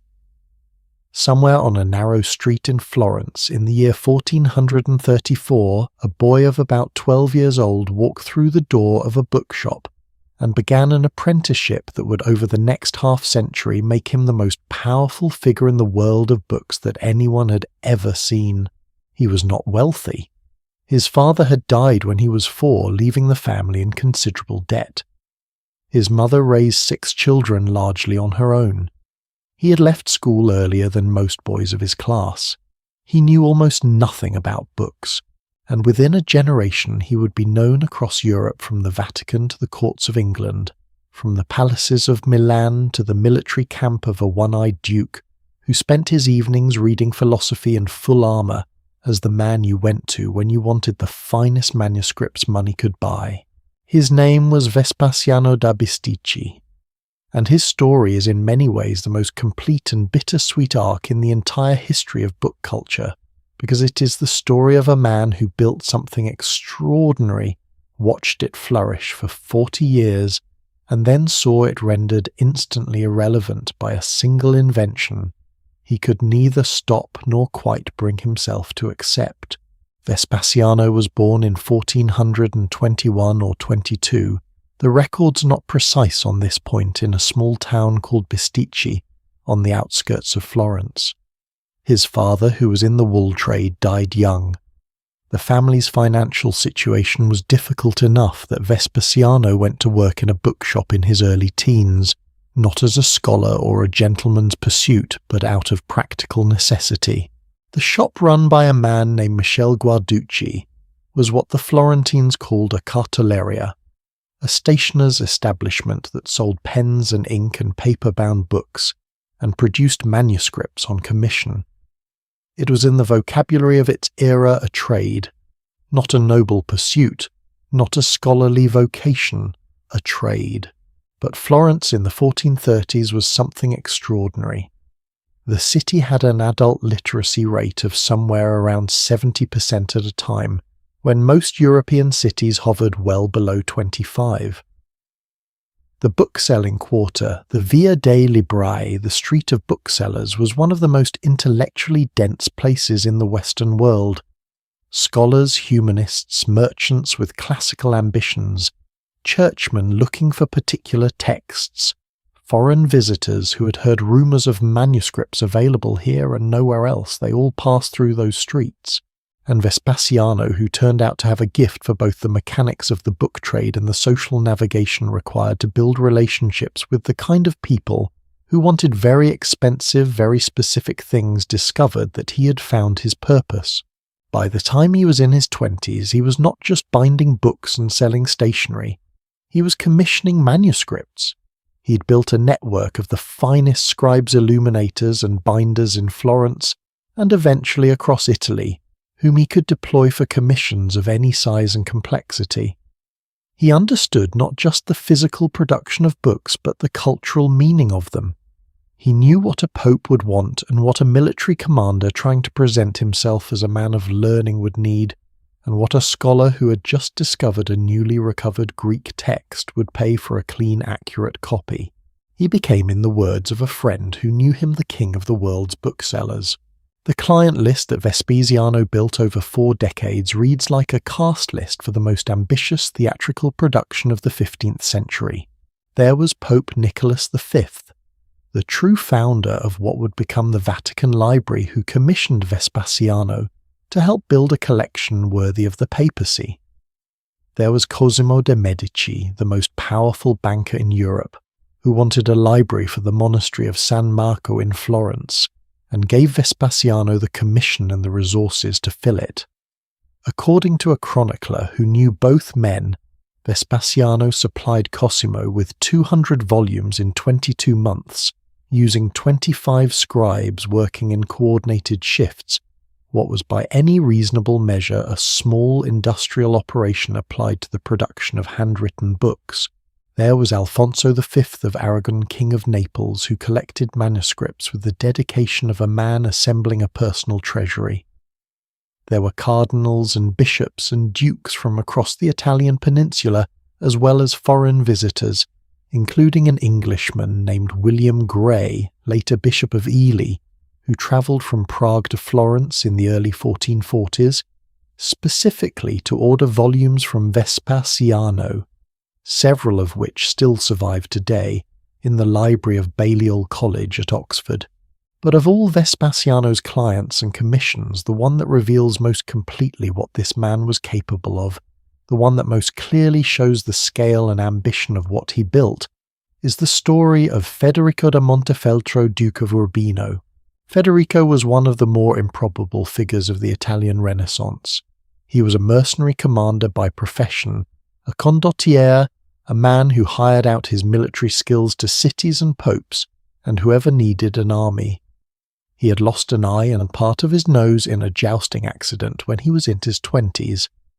He was depicted in portraits always from his left side, the intact side, the way royalty arranged such things, and he was, despite or perhaps because of all this, one of the most passionately bookish men of his era. He believed that the proper education of a prince required deep familiarity with classical history, philosophy, and theology. He kept learned men at his court in Urbino. He read voraciously. He was said to have the ancient historians read to him aloud during meals, and he wanted a library, not just any library. He told Vespasiano, and this has been passed down to us in Vespasiano's own memoir, that he intended to create the finest library since ancient times. He spared neither cost nor labour. When he heard of a fine book anywhere in Italy or beyond, he would send for it. He commissioned Vespasiano to assemble this library over 14 years.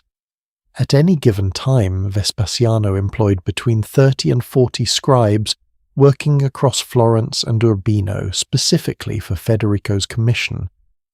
The final collection contained over 900 volumes, 600 in Latin, 168 in Greek, 82 in Hebrew, and additional texts in Arabic and the Italian vernacular.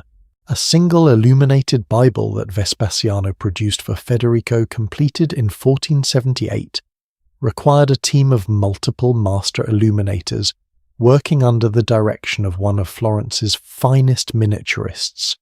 2 volumes, hundreds of pages, 4 frontispieces, 52 illustrated opening pages, and 122 decorated initial letters. The kind of object that makes people lean forward in the archive and catch their breath. Federico's library in Urbino was so comprehensive that Vespasiano, who kept catalogues from all the great libraries of Italy, and had even obtained the catalogue from the Library of Oxford, compared them all against Urbino's holdings, and found that every other library he had examined failed in at least one respect. They possessed many copies of popular works, but lacked the other writings of the same authors. Urbino had everything. When Vespasiano visited the completed library in 1482, a year before Federico's death, he wrote in his memoir that he looked at the books and thought, "What a noble set of letters and writings we have here." It is one of the simplest sentences in the record of Renaissance literature, and it carries the weight of a man's entire life's work. I want to pause here and say something directly because I think this is important. There is a tendency when we talk about the book trade of the Renaissance to frame it primarily as an intellectual story. The recovery of lost texts, the flowering of humanist thought, the great ideas moving across Europe, but Vespasiano's life was also a business story. He ran a complex operation, he contracted scribes at specific rates, managed relationships with multiple demanding clients, simultaneously tracked commissions across years, dealt with late payments and unreasonable expectations, hired and supervised specialists who had strong opinions about their own work. He had, in modern terms, a supply chain and a client management system, all maintained in his head and through an extensive correspondence. He did not just love books, he understood books as economic objects, as political instruments, as social markers. He knew that when a pope commissioned a great library, the library was partly a statement about power. He knew that when a military commander spent a substantial portion of his earnings on manuscripts, he was purchasing something more than information. He was purchasing a particular image of himself. Vespasiano had that rare quality of understanding both what books meant intellectually and what they meant socially. It is why he succeeded at a scale no one before him had managed, and why the end of his career when it came was so complete. In the early 1450s, in the German city of Mainz, a goldsmith named Johannes Gutenberg was finishing work on a machine that would within 30 years make Vespasiano's entire enterprise effectively obsolete. The printing press with movable metal type was not technically a new idea. Printing technologies had existed in Asia for centuries. Woodblock printing had been used in Europe for decades. But Gutenberg's specific innovation individually cast metal letters that could be arranged, inked, pressed onto paper, rearranged and used again created a system that could produce identical copies of a text with a speed and at a cost that no scriptorium could match. In 1455, Gutenberg completed his first print run of the Bible. It sold for around 30 florins a copy, roughly 3 years of a clerk's wages, which sounds expensive until you understand that a comparable handwritten manuscript Bible at the same moment might cost 3 to 10 times that amount. By the year 1500, just over 50 years after Gutenberg's Bible printing presses had spread to more than 2,500 cities across Europe. Historians estimate that European presses had produced more than 20 million volumes by that date. Before printing, the number of manuscript books in all of Europe could be counted in the thousands. In 50 years, the number of books in circulation increased by a factor of roughly 20,000. 20,000. The speed of that shift is even now almost difficult to process. The closest parallel I can think of from recent history is the shift from physical media to streaming, except compressed into a single lifetime instead of a generation, and Vespasiano watched it happen from his bookshop on the Street of Booksellers in Florence. He watched it happen, and he did not like what he saw. He said in a statement that has been quoted many times since precisely because of its defiant, slightly doomed quality, that a printed volume would have been ashamed in the company of handwritten books. He meant this as a quality argument. He genuinely believed that the manuscripts his scribes produced with their careful lettering, their illuminated borders, their hand-painted initials, their individual character, were of a different order from the identical mechanical outputs of a press. He was not entirely wrong. They were different. A fine manuscript from Vespasiano's workshop was, and still is, a more beautiful object than most of what the early presses produced. But beauty, it turned out, was not the primary criterion most readers were applying. Federico da Montefeltro famously refused to allow any printed books into his library at Urbino. He reportedly felt that they would shame the manuscripts he'd assembled with such cost and care. He died in 1482 with that policy intact, but Federico was an exception even in his own time.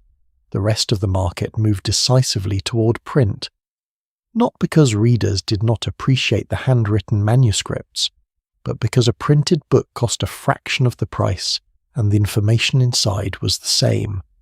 For a student at university who needed a copy of Aristotle's Logic to take notes in the difference between Vespasiano's exquisite version and a printed copy costing a few coins was the difference between owning a painting and owning a photograph of the painting.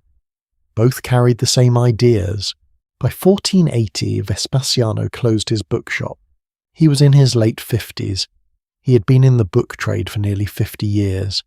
He had built something genuinely extraordinary, served some of the most powerful and cultured people in Europe, and helped move through the manuscripts his workshop produced and distributed a substantial portion of the recovered classical knowledge of the Renaissance from the hands of a few scholars into the collections of institutions and individuals across the continent. And now it was over. He retired to his family's property in the countryside outside Florence, and there, in the remaining 18 years of his life, he did the thing that turned out to be his most lasting contribution, though he could not have known it at the time. He wrote the memoirs of everyone he had known, a long discursive, warmly opinionated collection of biographical sketches called the Vite di Uomini Illustri del Secolo XV, the lives of illustrious men of the 15th century. Scholars argue over its accuracy and its biases.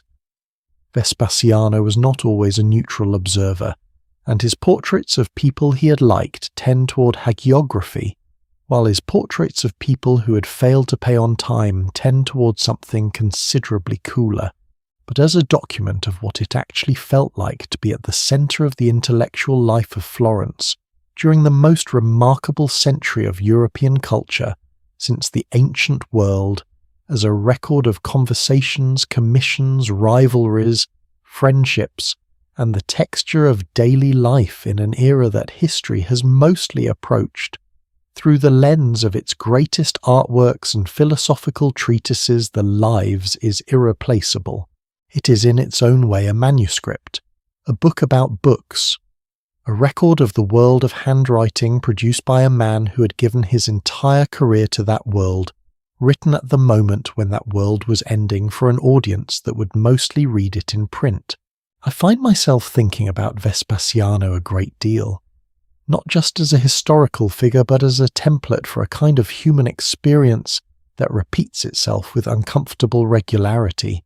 He was a master of a particular form at the peak of his powers precisely when that form became obsolete. He built something genuinely excellent, and then watched a new technology democratize the core value of what he had built, the movement of knowledge from one person to another, while stripping away everything that made his version of it distinctive. The printed book could not replace the beauty of his manuscripts, but it could replace their function. Has that ever happened to something you loved, or something you were good at? The thing itself, unchanged, still excellent by every measure that mattered when you started, and yet somehow no longer sufficient for the world that had arrived while you were busy perfecting it. Vespasiano's bookshop survived for roughly 30 years after printing first appeared in Germany. He did not fail immediately. He adapted in the ways available to him. He served clients who valued what he offered for reasons that went beyond utility. He lasted. But eventually the gap between his world and the emerging one became too wide to bridge. He closed the shop. He went to the country. He wrote his book. The last printed book of his era was not produced by him, but it was produced from the material he had helped create: the recovered classical texts, the humanist networks, the culture of serious engagement with the written word that he had spent his life building and sustaining. He did not get to see his memoir published. It first appeared in print in 1839, 341 years after his death. He would have found that funny, I think, or at least I hope he would have. The story of Vespasiano marks the end of one era and the absolute beginning of another, and the two things happened for him simultaneously, which is always how it happens for anyone standing at the pivot point of a technological shift. The old world does not announce its departure. It simply becomes day by day a little less necessary. But before we leave the 15th century entirely, there is something we have not yet fully examined, something that Vespasiano spent his career navigating: the politics of knowledge. Who was allowed to read? Who was allowed to own books? Who decided what survived and what was burned? Because while Vespasiano was building libraries for popes and dukes, someone else was standing just outside those libraries with a very different agenda. And the story of what happened to books when they fell into the wrong political hands, or when a king decided that an entire library system was ideologically inconvenient, is one of the most extraordinary and destructive chapters in this entire story. Stay with me. Of all the ways that books have been threatened throughout history, fire, flood, indifference, the slow entropy of time, there is one category of danger that I find the most chilling, not because it is the most violent, though it sometimes is, but because it is the most deliberate. The threat that comes not from ignorance or accident, but from a decision made in a palace by a man with absolute power who decided that a particular body of knowledge was ideologically inconvenient. In the 1530s, Henry VIII of England made such a decision, and the consequences for the libraries that English monks had spent 1,000 years building were, in the words of scholars who have since tried to calculate the losses, quite simply incalculable. By the 1530s, England had approximately 850 monasteries, priories, convents, and friaries. These institutions had accumulated over many centuries the most significant collections of books and manuscripts in the country. Many held works that existed nowhere else: chronicles of English history, theological treatises, scientific and medical texts, illuminated Bibles, collections of poetry and music, legal records, letters, administrative documents. The cumulative holdings of those 850 establishments represented the deep memory of an entire civilization. Henry had broken with the Catholic Church in Rome in 1534, declaring himself supreme head of the Church of England primarily because the Pope refused to annul his marriage to Catherine of Aragon. Within 2 years, he and his minister Thomas Cromwell had presented Parliament with legislation to suppress and seize the monasteries ostensibly on grounds of moral corruption and mismanagement, but really because Henry needed money. The monastic states controlled approximately 20% of all cultivated land in England. It was an enormous prize. Between 1536 and 1540, over 800 religious houses were closed. Their lands were seized by the Crown. Their buildings were stripped for building materials. Their treasures were confiscated. Their inhabitants were dispersed, and their books were left to whatever fate found them. What happened to those books is a story told primarily through the anguished voices of those who watched it happening and could not stop it. The first and most important witness is John Leland, an English scholar, who'd been granted something remarkable, a royal commission from Henry himself in 1533, to travel through every religious house in England and catalogue their libraries. Leland spent the next decade crossing and recrossing the country, visiting more than 140 establishments, making lists of what they held, noting the significant and the rare, preserving at least the memory of what existed, even when he could not preserve the objects themselves. He was a man with an extraordinary eye. He found chronicles that predated the Norman conquest. He found letters that illuminated centuries of English political life. He found texts of classical authors that had survived in England precisely because they had been copied by monks who considered the classical tradition worth preserving alongside scripture. And in 1536, as the dissolution began in earnest, Leland wrote a letter to Thomas Cromwell, the man overseeing the destruction, begging for intervention.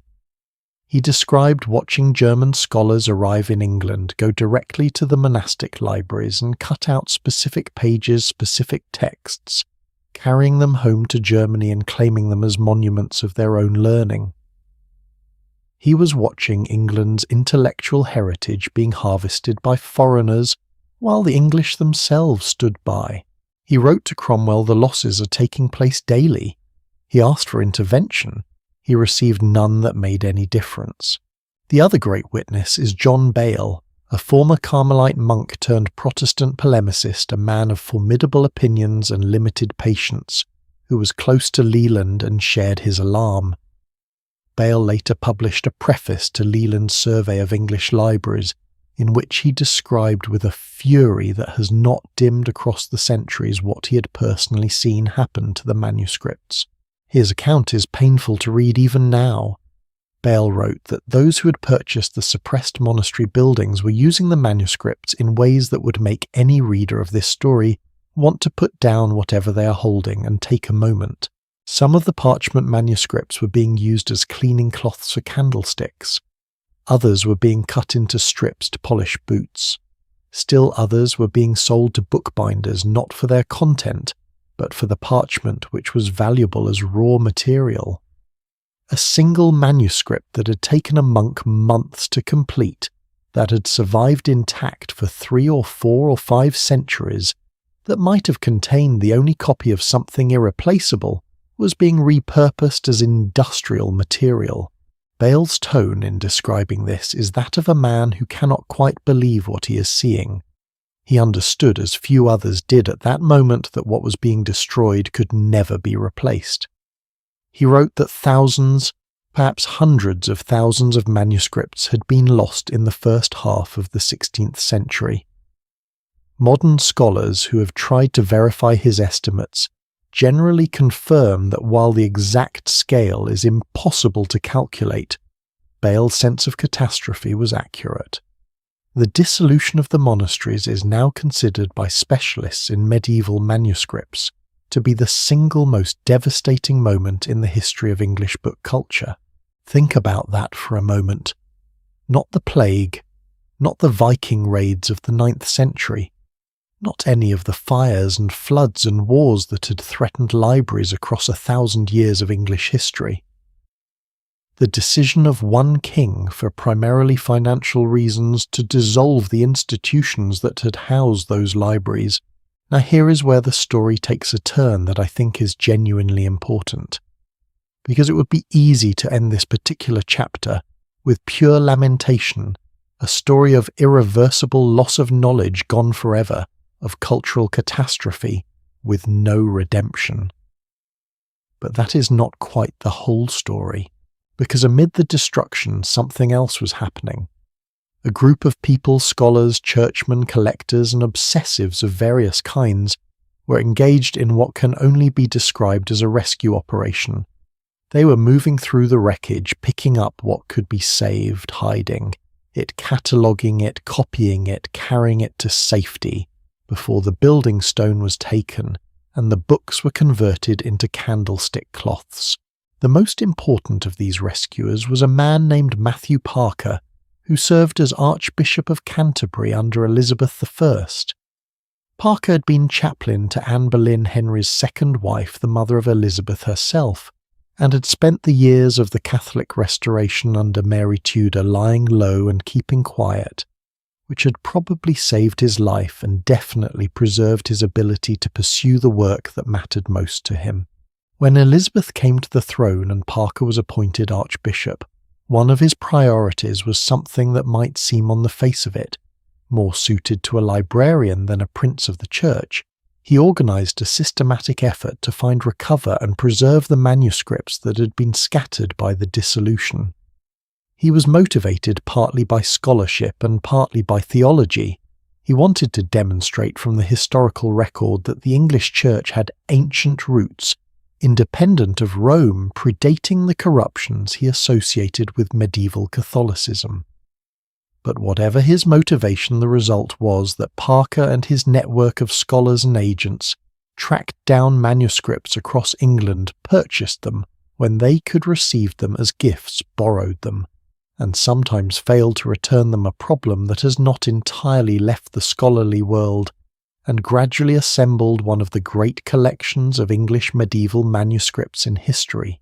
That collection was entrusted to Corpus Christi College in Cambridge in 1574, where it still sits today.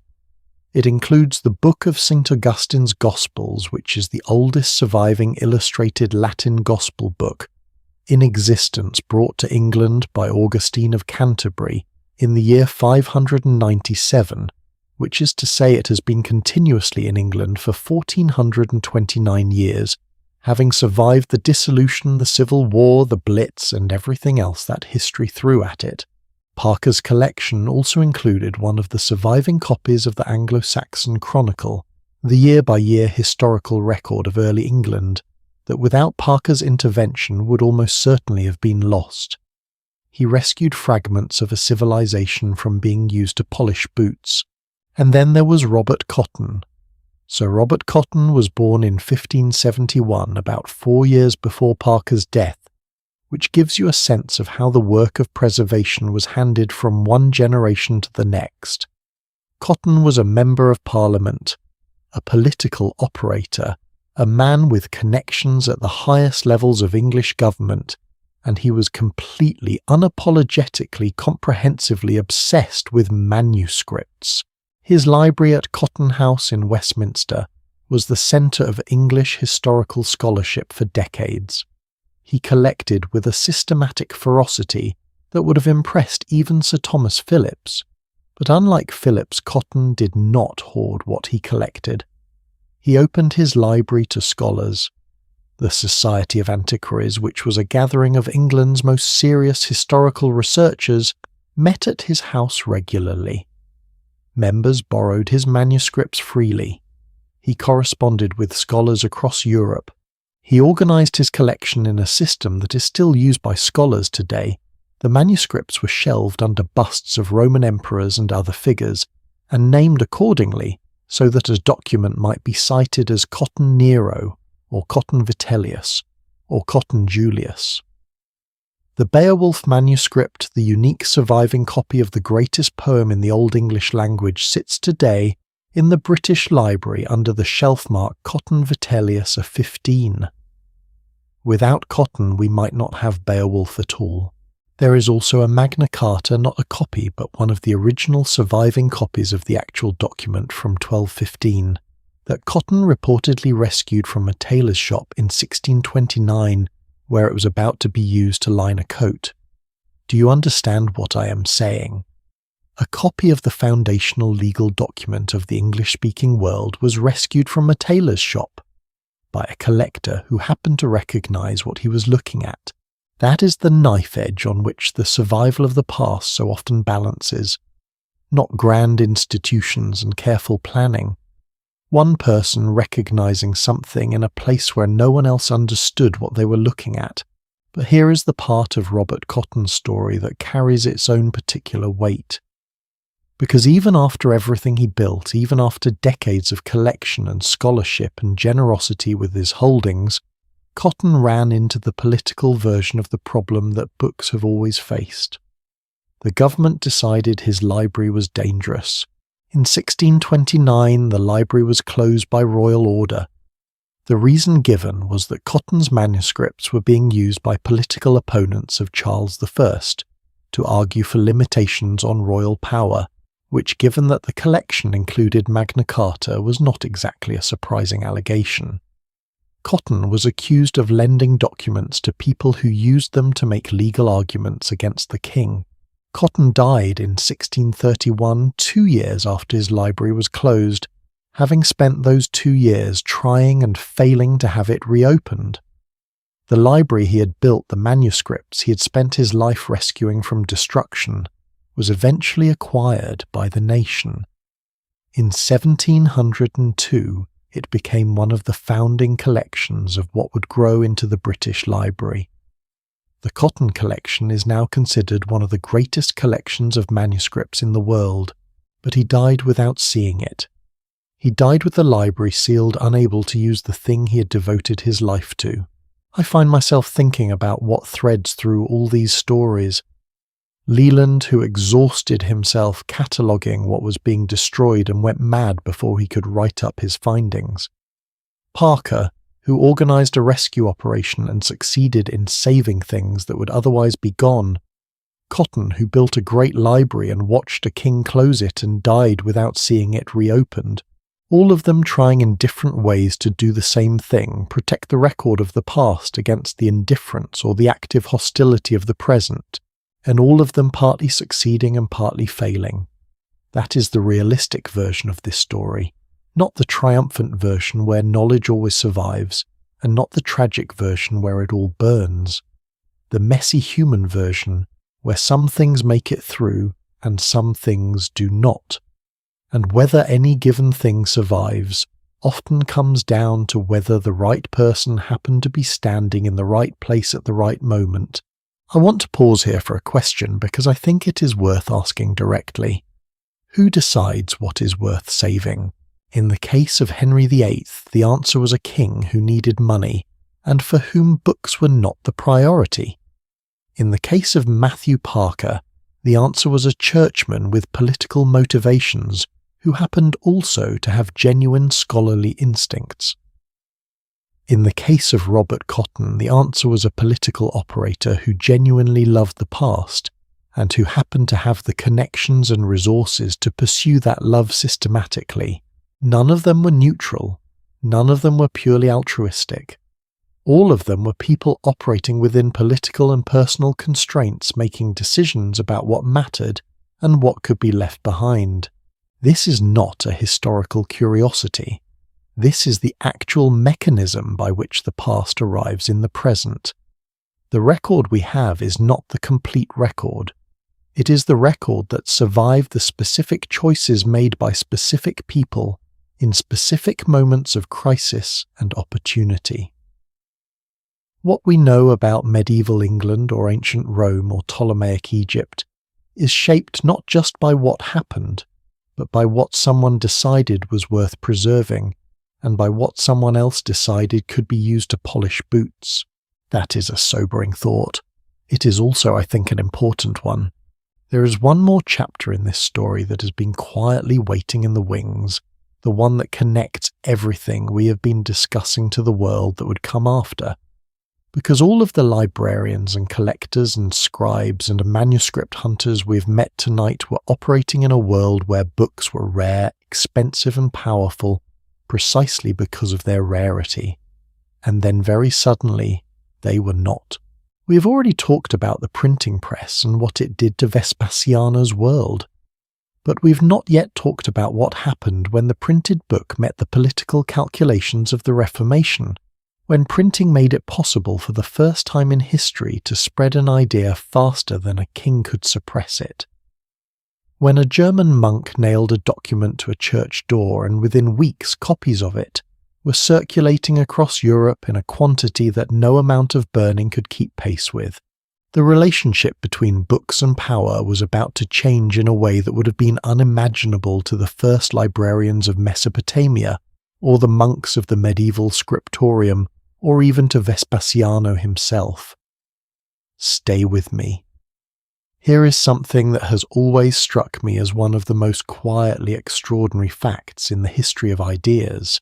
In the 1500s, a man named Martin Luther wrote a document that he intended for perhaps a few dozen scholars at his university. He wrote it as an invitation to debate a list of 95 propositions about the theology of indulgences, which were essentially certificates the Catholic Church sold that promised buyers a reduction of their time in purgatory. Luther thought the practice was a theological problem worth discussing. He was not trying to overthrow Western Christianity. He was a professor initiating an academic conversation. Within 2 weeks, printers he had not contacted using a technology that had only existed for about 60 years had reproduced his document and distributed it across all of Germany. Within 1 month it had reached every corner of Europe. Within 6 months, Luther wrote to Pope Leo X, utterly baffled, saying, "It is a mystery to me how my theses were spread to so many places. They were meant exclusively for our academic circle here. He had gone viral before the word existed, and he had done it without intending to." What followed was in the language a modern historian has used to describe it, history's first media event. And it changed the relationship between books' power and ordinary people in ways that no one, not the church, not the princes, not Luther himself, had fully anticipated. To understand what happened in October of 1517, you need to understand the world that existed before it. For more than 1,000 years, the Catholic Church had maintained a kind of information monopoly across Western Europe. Not an absolute monopoly, ideas had always found ways to move through letters, through preaching, through travellers' conversations, but a structural dominance that was reinforced at every level. The clergy were the educated class. The monasteries were the libraries. Latin, which most ordinary people could not read, was the language of scripture, theology, and high learning.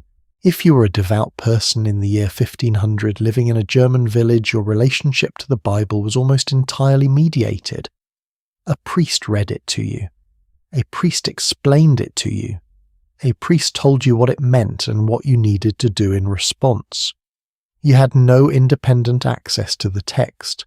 In most cases, you would not have been able to read a copy, even if one had been placed in your hands.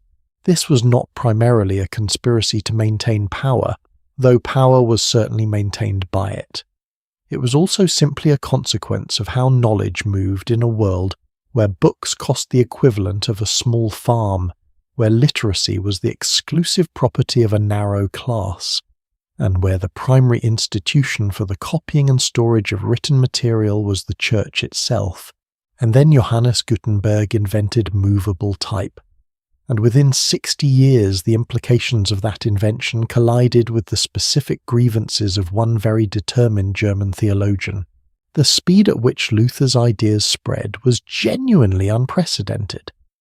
Between March of 1517 and the summer of 1520-30 of his pamphlets ran through a total of 370 editions. If each edition was 1,000 copies, which was typical for a successful print run of the period, then somewhere close to 400,000 of his pamphlets alone circulated through Germany in those first 3 years. From 1517 through 1523, the first 6 years after the 95 Theses publications in Germany increased sevenfold. Half of everything published in Germany during that period was by Luther. Let that number settle. Half of everything. He has been called the first great journalist. I think that is little reductive. He was a serious theologian whose ideas had genuine depth and force, not just a skilled propagandist. But the observation about his media instincts is correct. Luther understood almost immediately that the printing press was not just a faster copying machine. It was something structurally different. It was a technology that allowed a single voice to reach an unlimited number of people simultaneously, without requiring the permission or the participation of any intermediary institution. One Catholic theologian, watching with growing alarm in 1521, wrote in a letter that has since become famous, "Nearly all printers are secret Lutherans. They do not print anything for us without pay, and nothing reliable unless we stand beside them and look over their shoulders. The printers had taken sides, and the side they had taken was the one that was generating demand." In 1522, 5 years after the 95 Theses, Luther accomplished something that was in some ways even more consequential than the original controversy. He translated the New Testament into German. He did it while hiding in the Wartburg Castle in protective custody, arranged by one of his noble supporters after the Holy Roman Emperor Charles V had declared him an outlaw. He was under a sentence that effectively made it legal to have him harmed. He was confined, threatened, unable to preach. So he translated the Bible. He did it in less than 100 days, working from the original Greek text, rather than the standard Latin version, producing something in the spoken language of ordinary German people, the language they used at home and in the market, not the formal language of learning and the church. When the translation appeared at the Frankfurt Book Fair in September of 1522, it sold out almost immediately. It was reprinted and reprinted again. Within 12 years, the entire Bible had been translated into German and was available to anyone who could read. And because of the spread of printing and the rising literacy, that printing was itself accelerating, the circle of people who could read was expanding rapidly. And here is what that meant, which is the thing that made the church more alarmed than any theological argument could have. For the first time in centuries, ordinary people could read the central text of their faith for themselves. They did not need a priest to explain it.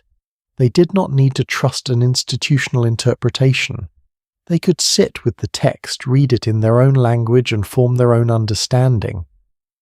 This was not a small thing. This was a rupture in the entire epistemological structure of medieval European Christianity. The authority of the clergy rested in part on its exclusive access to the sacred text. Remove that exclusivity, and you remove a crucial pillar of institutional power.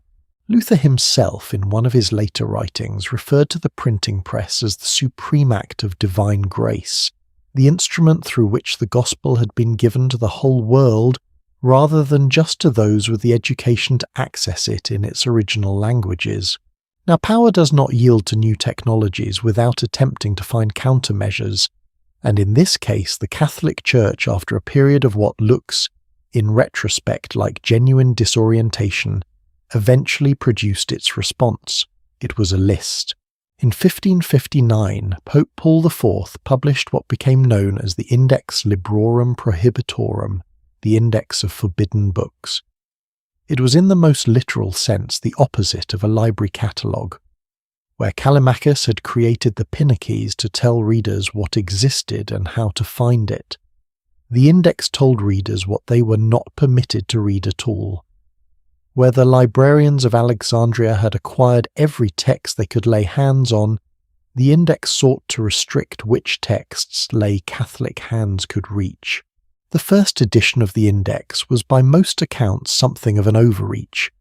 It condemned hundreds of works with such broad sweeps of condemnation, banning everything written by Protestant reformers, everything by authors deemed heretical, entire categories of vernacular translations that even conservative Catholic scholars were alarmed.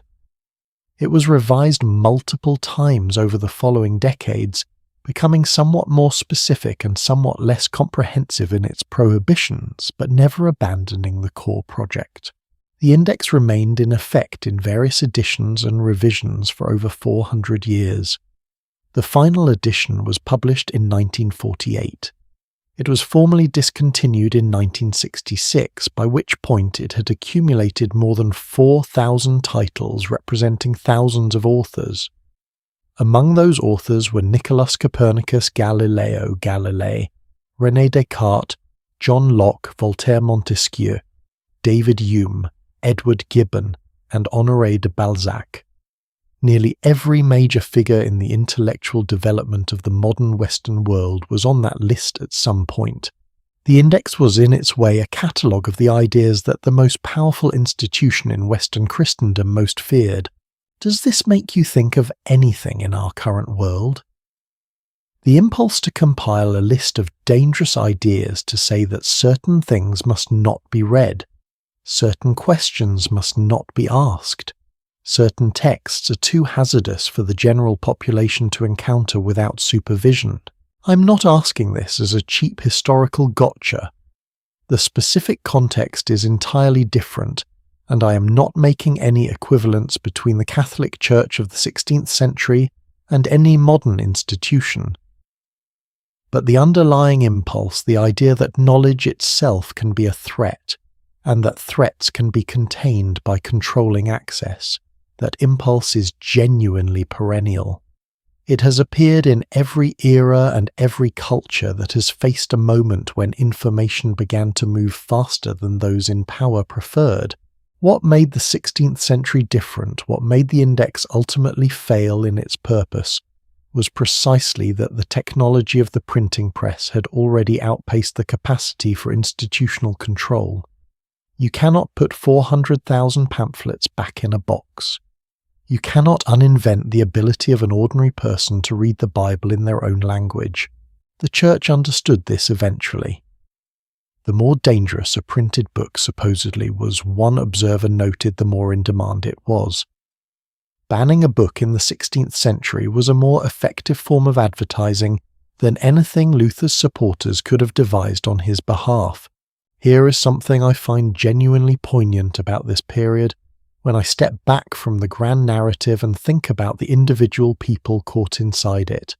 There were scribes who spent their lives learning to copy manuscripts, men and women who had mastered an art that required years of training, who had produced work of genuine beauty and lasting value, watching that skill become economically worthless within their own lifetimes.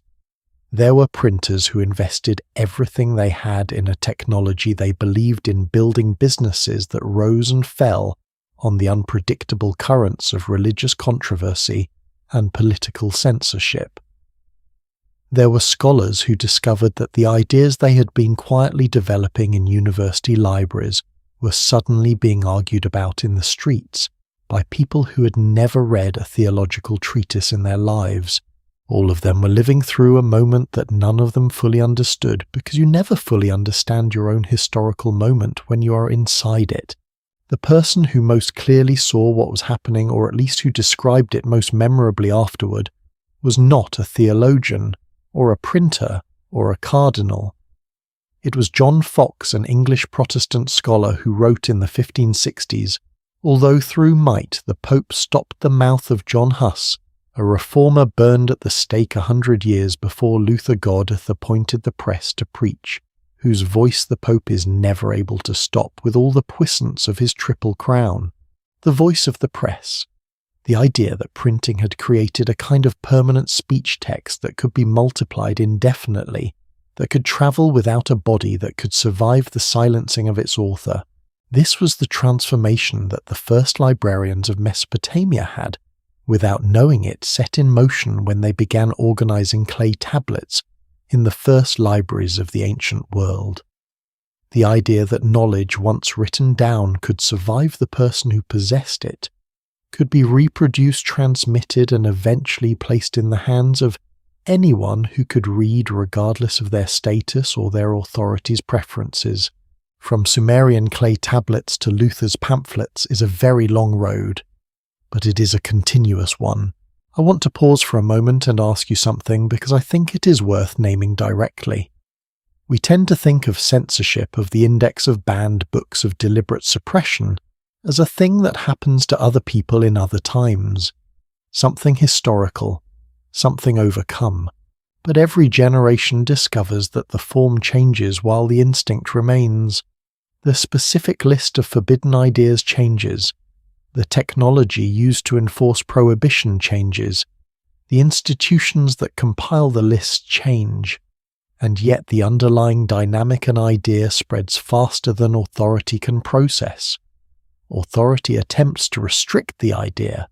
The restriction fails or partially fails, and the idea travels anyway. That dynamic has not changed in the 500 years since Luther wrote his 95 propositions for a university debate. We are living through our own version of it right now. The technologies are different. The ideas at stake are different. But the essential structure, information moving faster than institutional frameworks, can accommodate power trying to find ways to manage that acceleration. Individuals navigating between the two is recognizable across every century we have visited tonight. But of course, the story of books and power does not end with the Reformation. It does not end at all, which is part of what makes it so compelling. Each era discovers the question fresh, as if it had never been asked before. And there is one more dimension of this story that I've been saving because it is the one I find the most quietly moving, and the one that I think most directly connects everything we have been talking about to the experience of sitting somewhere comfortable right now late at night listening to a story about the people who kept the written word alive.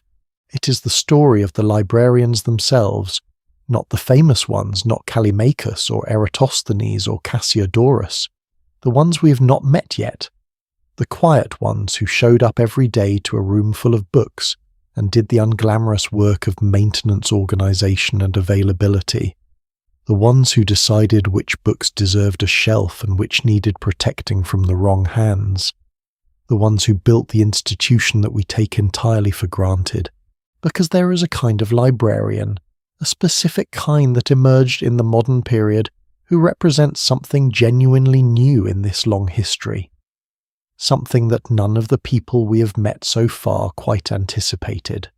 The public librarian, the person whose job was not to protect knowledge for the powerful, or to preserve it for scholars, or to collect it for the prestige of an institution, but to make it available unconditionally to anyone who walked through the door. That sounds obvious. It sounds like, of course, that should be the purpose of a library, and yet it took most of human history to get there. Stay with me. Right at the end of what we were just talking about, I made a claim that sounds so obvious it barely seems worth stating. I said that the public library, the kind where anyone could walk in free of charge and take out books without needing wealth or status or a letter of introduction, was a genuinely revolutionary idea. And I said that it took most of human history to get there. I want to make good on that claim, because I think it is one of those things that sounds self-evident when you say it out loud, and then you start to look at the actual history and realize, no, actually this was genuinely difficult. This was contested. This was a fight. And the people who won that fight, the librarians and reformers and eccentric millionaires who made it happen, deserve their own chapter. Let us trace the line. From the Sumerians to the Renaissance libraries were for the powerful. Royal libraries, monastery libraries, university libraries, private collections of wealthy collectors. There was nothing democratic about any of it. Books were expensive. Access was restricted. The assumption underlying every library we have discussed so far was that knowledge was a resource to be guarded, distributed selectively, and used by those who had earned or been granted the right to it. Then came the printing press, and literacy began to expand. And with literacy came a new class of person, the literate non-elite who wanted to read, but could not afford to buy books.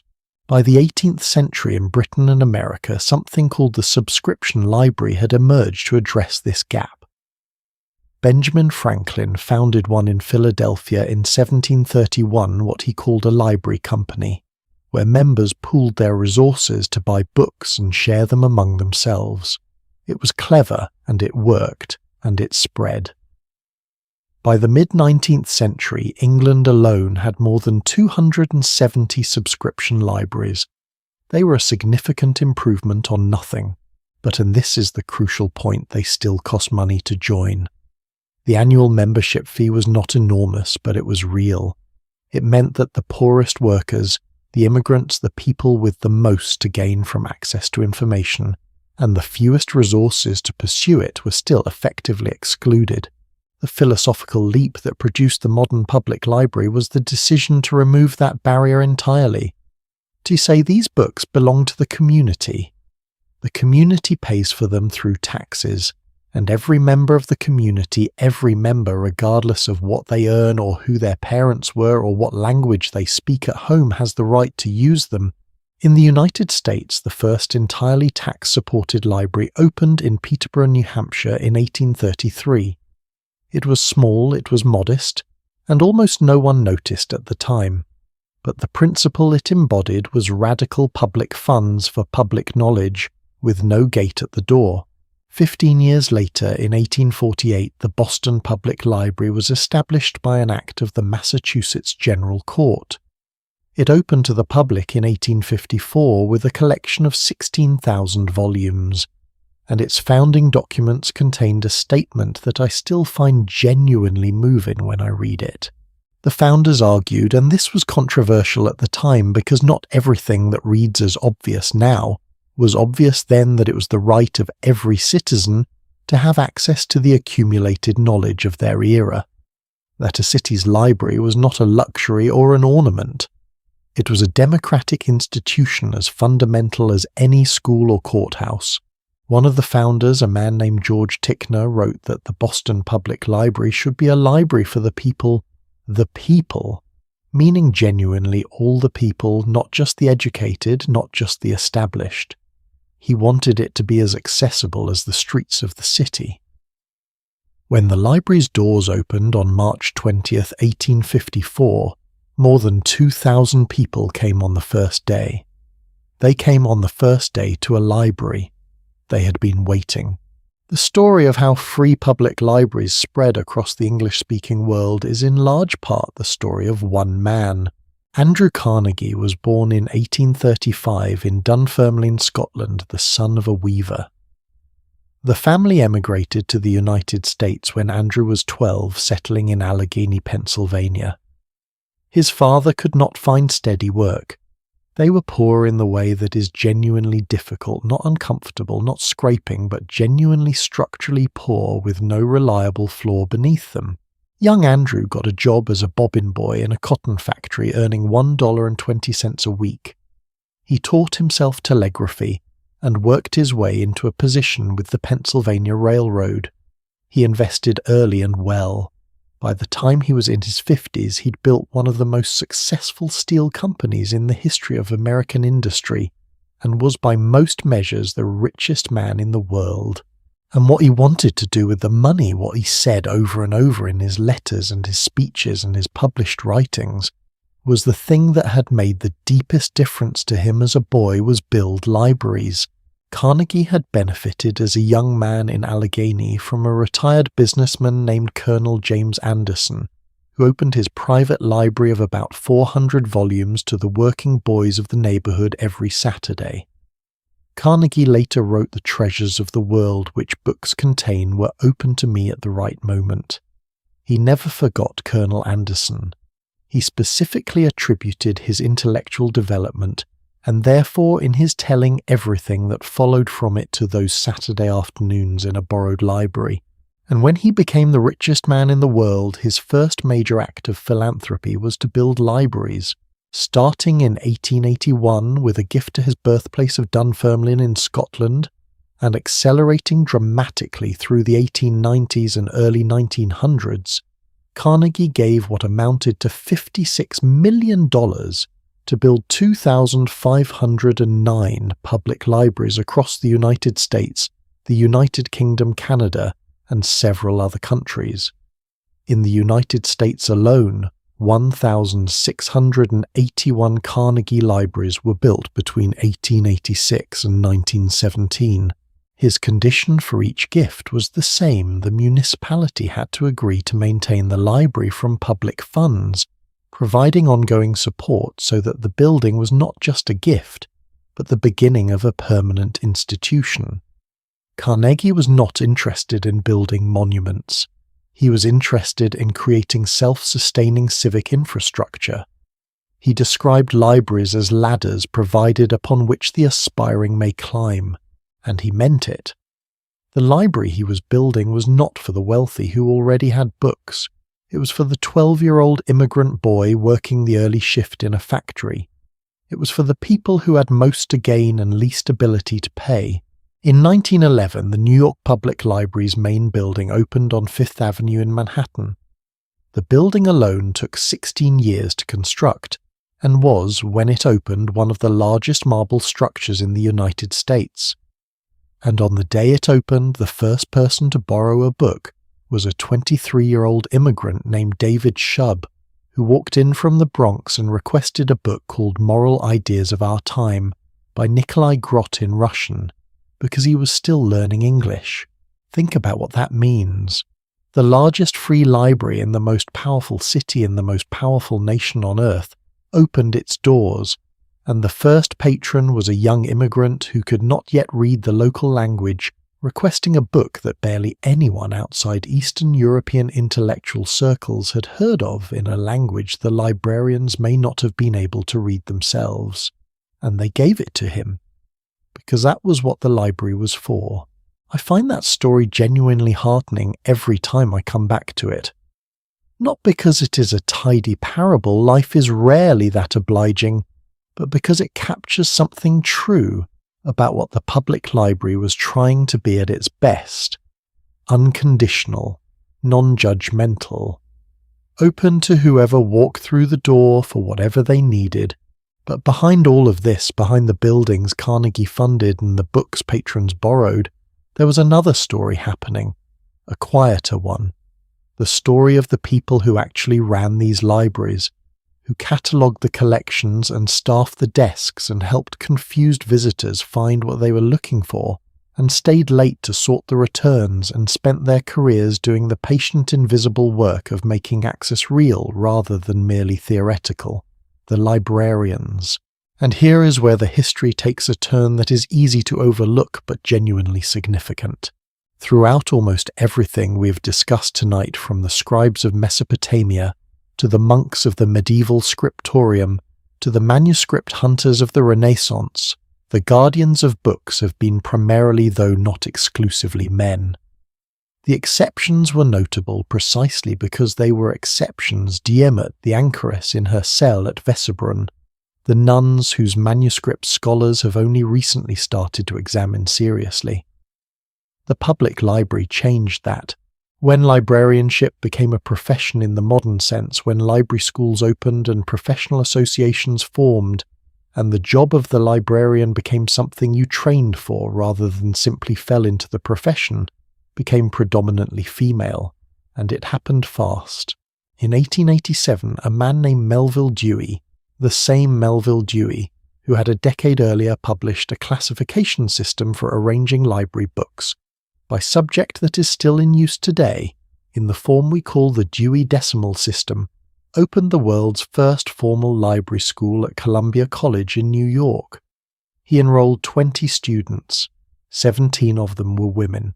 Dewey argued explicitly and publicly that librarianship was a profession ideally suited to women, which in the 1880s was a mixed compliment at best, carrying the implication that the work was careful, service-oriented, and not very well paid. All of which turned out to be accurate. He gave a formal address in 1886 titled Librarianship as a profession for college-bred women.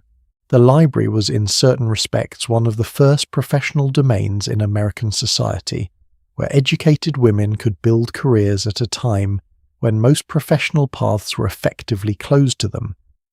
The work was intellectually demanding.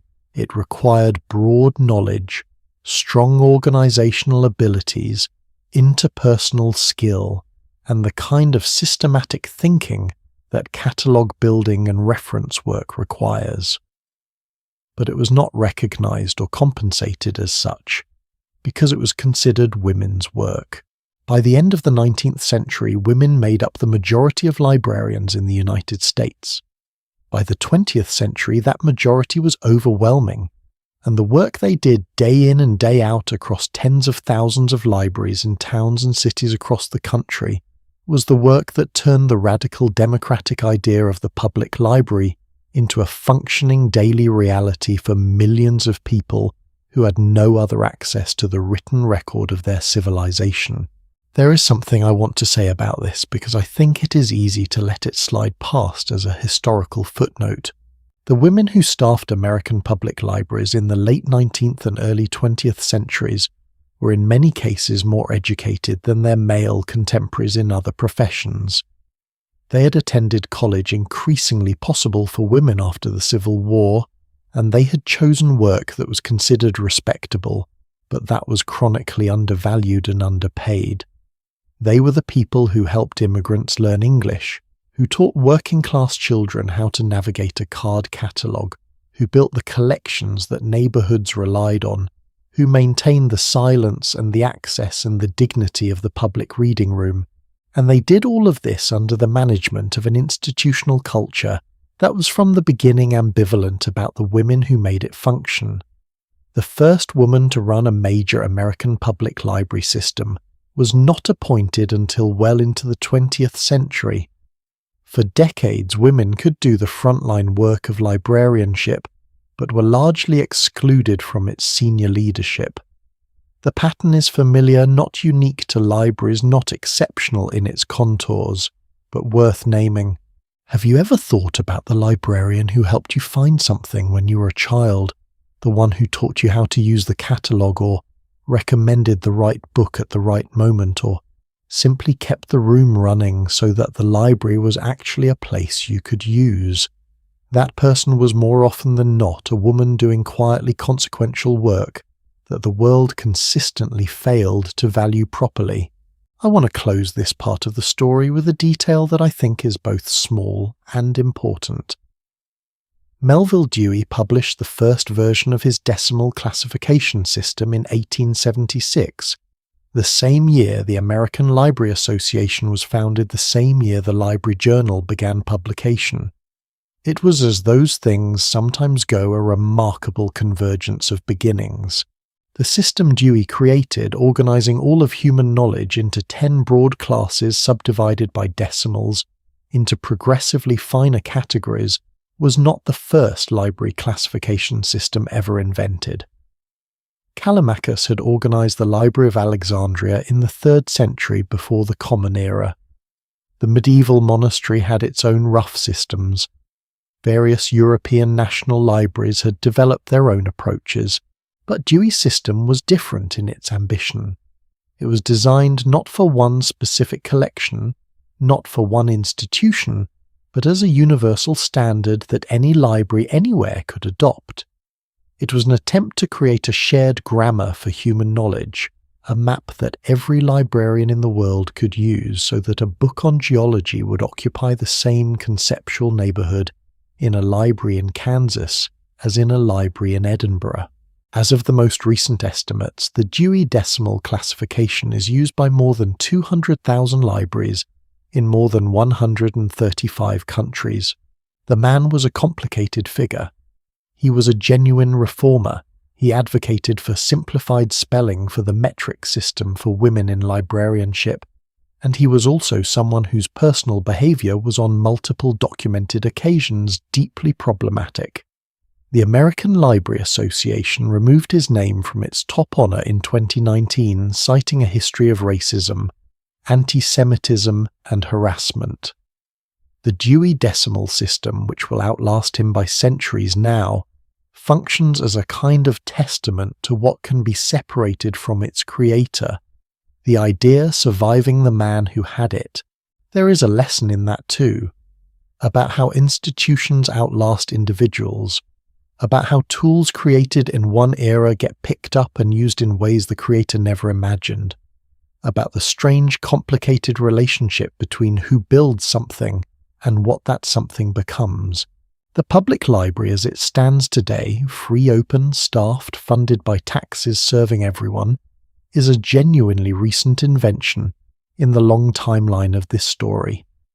Most of the libraries we've talked about tonight, from the clay tablet rooms of Mesopotamia to the elegant collections of Renaissance Florence, were exclusive by design.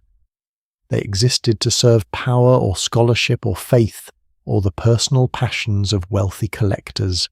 The idea that a library should exist to serve anyone, the labourer, the immigrant, the child, the person who simply wanders in out of the rain, is maybe 200 years old. A flicker in the long history we've been exploring, and it is still in different ways and in different places being contested. The public library is still argued over, still subject to political pressure, still dependent on the willingness of communities to fund institutions that produce diffuse, hard-to-quantify social goods. But it exists. It is built into the architecture of democratic society in a way that is, I think, more durable than it sometimes appears. Because what it represents, the idea that knowledge belongs to everyone, that access to the written record of human experience is not a privilege but a right, is an idea that is very hard to unthink once it has been thought. We have come a long way tonight. From the clay tablets of ancient Sumer to the marble reading rooms of the 20th century.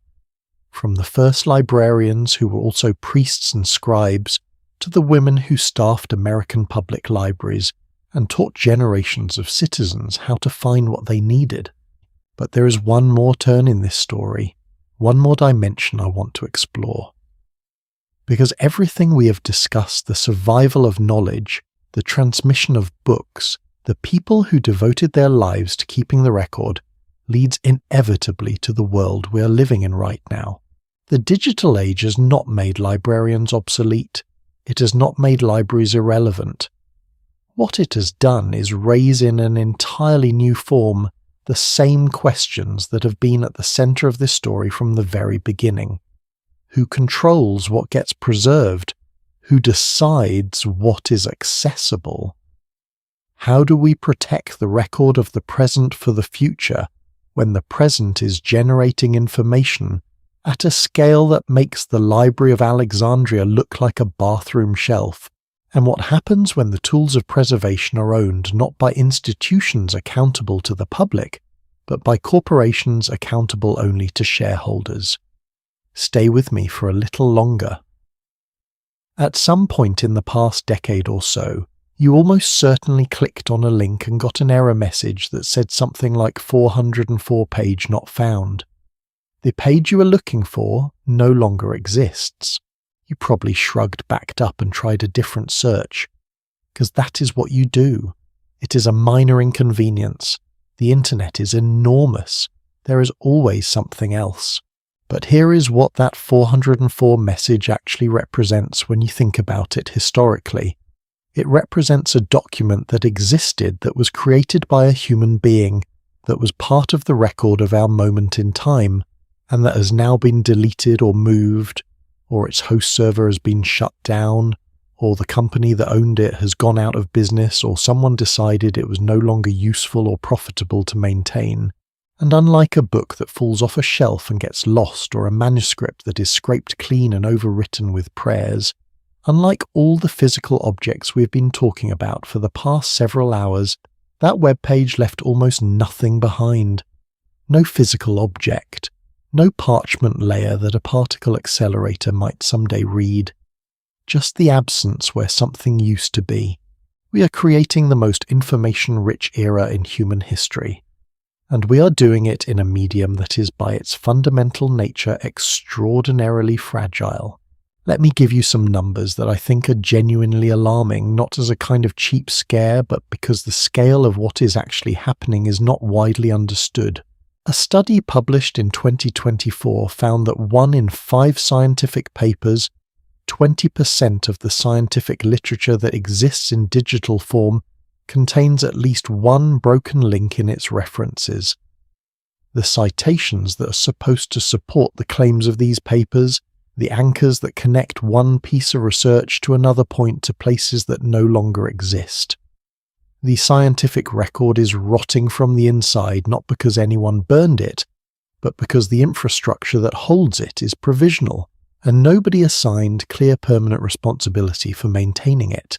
Pew Research Center found that 9% of all web pages created between 2013 and 2023 had already disappeared within that decade. 9% sounds modest until you consider the sheer scale of what that represents. The World Wide Web contains billions of pages.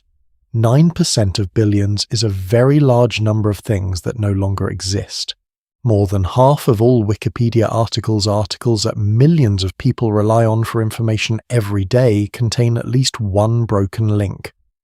Which means that the citations those articles depend on to verify their claims are in a meaningful percentage of cases pointing to nothing. The people who've been paying closest attention to this have started calling it link rot. And the name is appropriate. It happens slowly. It is not dramatic. It does not make news. The pages just quietly stop existing one by one, like the slow dissolution of parchment left in a damp room over centuries. By the time anyone notices, the loss is already vast.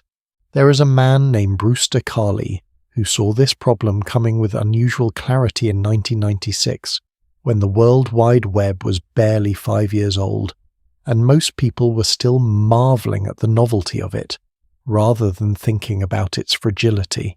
Cale was an engineer and entrepreneur who had made money building early internet search technology. And what worried him looking at this extraordinary new medium for human expression and communication was precisely the question that had haunted librarians since the first libraries in Mesopotamia. If nobody actively works to preserve this, it will be lost. He wrote in an article submitted to Scientific American in 1996 that the history of early materials of each medium is one of loss and eventual partial reconstruction through fragments. He was thinking about the Library of Alexandria. He was thinking about early film reels where so much of what was shot in the first decades of cinema has been lost because the nitrate film was recycled for its silver content or simply allowed to deteriorate. He was thinking about the pattern he could already see in digital media. Every new medium that humanity uses to record itself tends to lose most of its early material before anyone takes preservation seriously. So in 1996 he founded the Internet Archive, a non-profit organization operating out of an old church building in San Francisco, dedicated to the systematic archiving of the World Wide Web and other digital material. The Wayback Machine, which the archive launched publicly in 2001, now allows users to look back at how any web page appeared at various points in the past if the archive had captured it. By the mid-2020 era, the Wayback Machine had archived more than 866 billion web pages. It also holds 44 million books, 10 million videos, and vast collections of audio software and other digital material. The ambition behind the Internet Archive is the same ambition that Callimachus brought to the Library of Alexandria more than 2,000 years ago. Every text, every document, everything that can be captured should be captured, because we cannot know in advance what will matter to someone in the future, and the Internet Archive, like the Library of Alexandria, is a single point of vulnerability in a vast system of knowledge creation. It has faced denial of service attacks. It has faced legal challenges. In 2023, a court ruled against its program of digitizing and lending books, a setback that restricted one of its core preservation activities. It operates on a budget that is relative to the scale of what it is attempting genuinely modest. It is a non-profit organization trying to archive civilization on a donation-funded shoestring. Which brings me to Google Books, and what I think is one of the most instructive case studies in the modern history of knowledge preservation. In December of 2004, Google announced something that at the time sounded like one of the most extraordinary ambitions in the history of libraries. The company had established partnerships with 5 great research institutions: the University of Michigan, Harvard University, Stanford University, the Bodleian Library at Oxford, and the New York Public Library.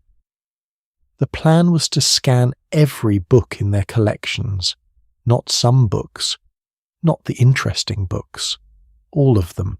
Google estimated in 2010 that there were approximately 130 million distinct book titles in the world. The company stated its intention to scan all of them. That statement deserves to sit for a moment. 130 million titles. The entire accumulated written output of human civilization from Gutenberg's first Bible to the present day digitized and made searchable. By the time Google's legal battles over the project were finally resolved in 2015, after a decade of litigation brought by authors and publishers who argued that scanning copyrighted books without permission was infringement, and after a court ultimately ruled in Google's favor on fair use grounds, the company had scanned somewhere between 25 and 40 million books. A remarkable achievement. The largest single act of book digitization in history. And then Google, having won its legal case, almost stopped. An investigation by the technology magazine Wired in 2017 found only a handful of Google employees still working on the project. New books were still being scanned, but at a dramatically reduced rate. The blog that Google had maintained for the project had gone silent. The people who had driven the original vision had left to pursue other things. Google Books, which had once been described as the most ambitious library project since Alexandria, had become, in the words of one journalist covering its decline, something of a ghost town. Why? The most credible explanation from those who watched it happen is that the decade-long legal battle had exhausted the company's enthusiasm without blocking its ability to continue. The dream of a complete digital library of everything humans had ever published had collided with the reality of copyright law, with the economics of a company that needed its projects to generate revenue, and with the simple passage of time in a corporation with many competing priorities. The ambition had not died dramatically, it had simply faded. Now, I want to be careful here, because this is a place where the history gets genuinely complicated, and I do not think there is a clean villain in this story. The authors and publishers who sued Google were not wrong to be concerned about their rights. They had created those books. They had a legitimate interest in how those books were used commercially. Copyright law exists for real reasons, and the fact that a large corporation wants to do something does not automatically make it the right thing to do without the permission of the people whose work is involved. But the outcome of that legal battle years of uncertainty, a settlement that was ultimately rejected as too ambitious, and then the effective withdrawal of the most comprehensive digitization effort in history, represents a loss. Not a total loss. The digital copies that Google made were shared with the partner libraries, and a coalition called Hathi Trust based at the University of Michigan now holds more than 15 million of those scanned volumes and makes them available for research in various ways.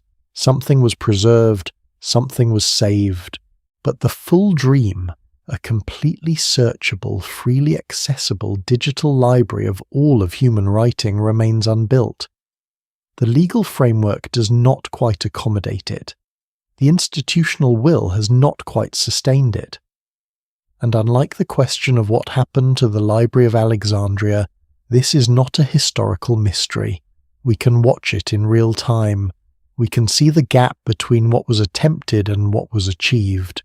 Does this remind you of anything from earlier in this story? It should, because the pattern is the same pattern we have been watching all night. The librarians of Alexandria were ruthless and absolutely determined to collect everything, and they managed it for a while, before political instability, declining funding, and the simple passage of time eroded what they had built. The monks of the medieval scriptorium copied with extraordinary dedication, but they chose what to copy based on what they believed to be important, and their choices shaped what survived.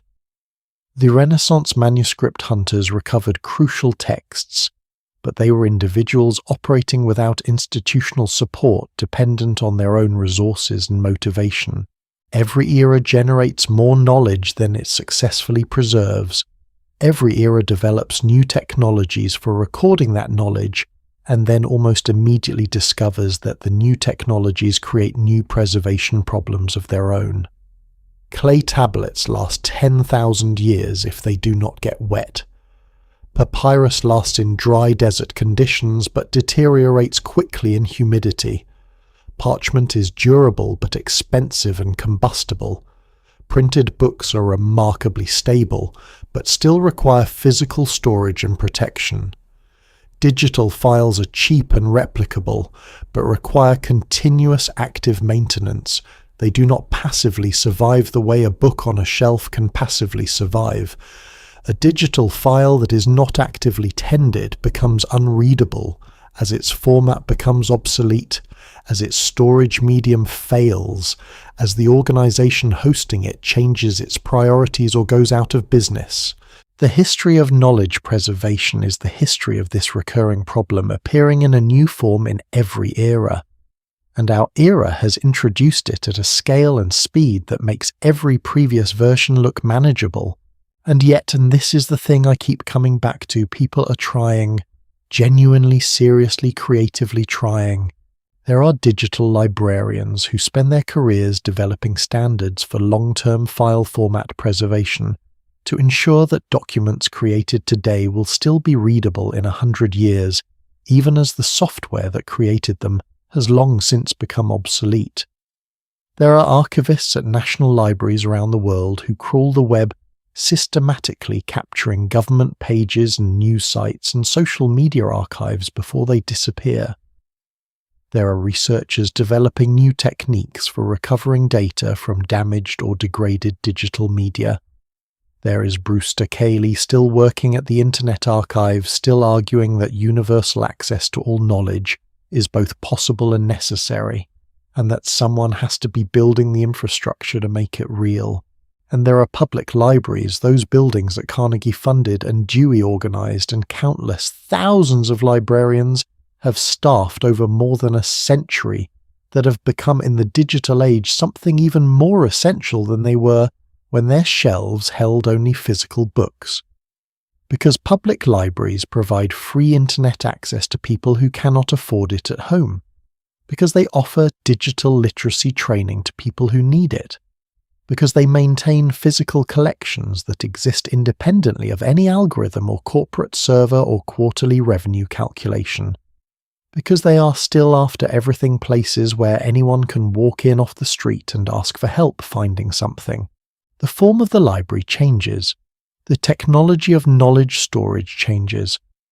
But the fundamental problem and the fundamental human response to that problem has not changed since the first keeper of the tablets in ancient Sumer sat down in front of his clay collection and tried to organize it so that what was known could be found again.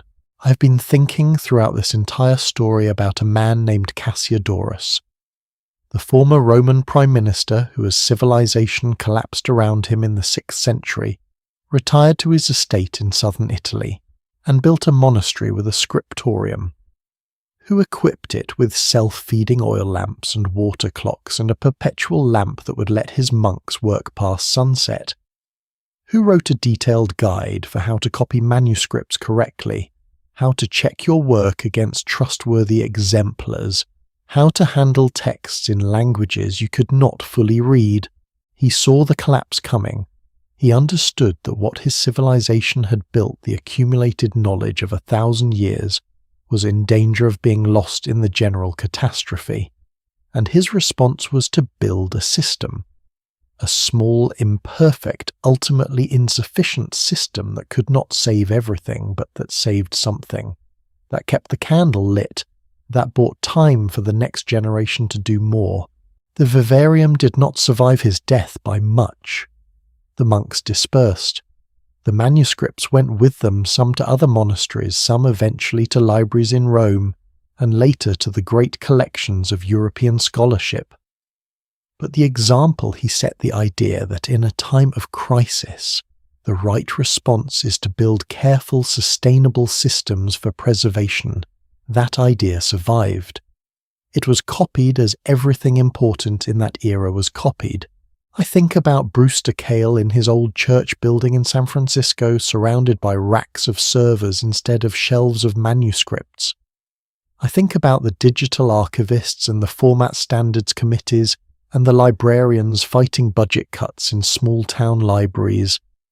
I think about the researchers using multispectral imaging to read texts that were scraped off parchment 800 years ago, all of them in their various ways doing what Cassiodorus did. Building systems to hold what would otherwise be lost, betting that it matters, working in the knowledge that they probably cannot save everything, and doing their best anyway. We're almost at the end of this journey, but not quite, because there is still one thing I have not yet said, the thing that in some ways is the heart of all of it, the thing that connects the first scribes in Mesopotamia to the people trying to archive the internet today. The thing that I think is the reason why you're still listening late at night to a story about books and the people who kept them alive. It is about what we owe to the past, and what the past owes to us. Stay with me for just a little longer. Before writing existed, there were still stories. This is something I want to start with because I think it changes the shape of everything we have been discussing. The libraries and the manuscripts and the printing presses and the digital archives, these are all chapters in a much longer story. One that began long before anyone invented clay tablets or papyrus or parchment. One that began around fires in the dark with a human voice. For most of human history, for the vast majority of the roughly 300,000 years that anatomically modern humans have existed on this planet, knowledge was transmitted entirely through speech and memory. There were no books, there were no tablets, there were no walls of servers. There was only the human voice and the human memory and the willingness of one person to tell another what they knew. And what is remarkable, genuinely astonishingly remarkable, is how well it worked. The Iliad and the Odyssey. The great epic poems attributed to Homer were composed and performed orally. Scholars now believe they were passed down through a tradition of oral performance for somewhere between 200 and 500 years before they were written down around 725 years before the Common Era. And not just remembered in rough outline, remembered with the precision that a performative tradition demands. Every line metrically correct, every epithet in its proper place. The wine-dark sea, the rosy-fingered dawn. These phrases were not decoration. They were mnemonic devices, formulaic anchors that allowed a performer to construct thousands of lines of verse from memory in real time, night after night, for different audiences. In the 1930s, two American scholars named Milman Parry and Albert Lord conducted fieldwork among oral epic poets still practicing in the former Yugoslavia. What they found was that these performers, many of them illiterate, could compose and deliver epics reaching tens of thousands of lines in length, not by memorizing a fixed text, but by drawing on a vast repertoire of formulaic phrases and traditional story patterns that could be combined and recombined on the fly. Lord's work demonstrated that Homer's epics were built the same way. The mystery of who was Homer was not a mystery of one genius poet. It was a mystery of a tradition's centuries of anonymous performance, each generation receiving what the previous had built and adding to it until the tradition crystallized into the texts we now read. One of the scholars who worked with oral traditions put it bluntly.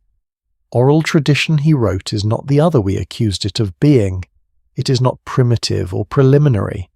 It is the single most dominant communicative technology of our species, as a historical fact and in many areas as a contemporary reality. When writing was invented, when the first Sumerian scribes pressed wedge shapes into wet clay, what they were doing was not replacing oral tradition. They were adding a new layer on top of it, a way of holding things that memory, however disciplined, could not hold indefinitely, a way of sending knowledge across distances that voice could not cross, a way of preserving what mattered beyond the death of any single person who knew it.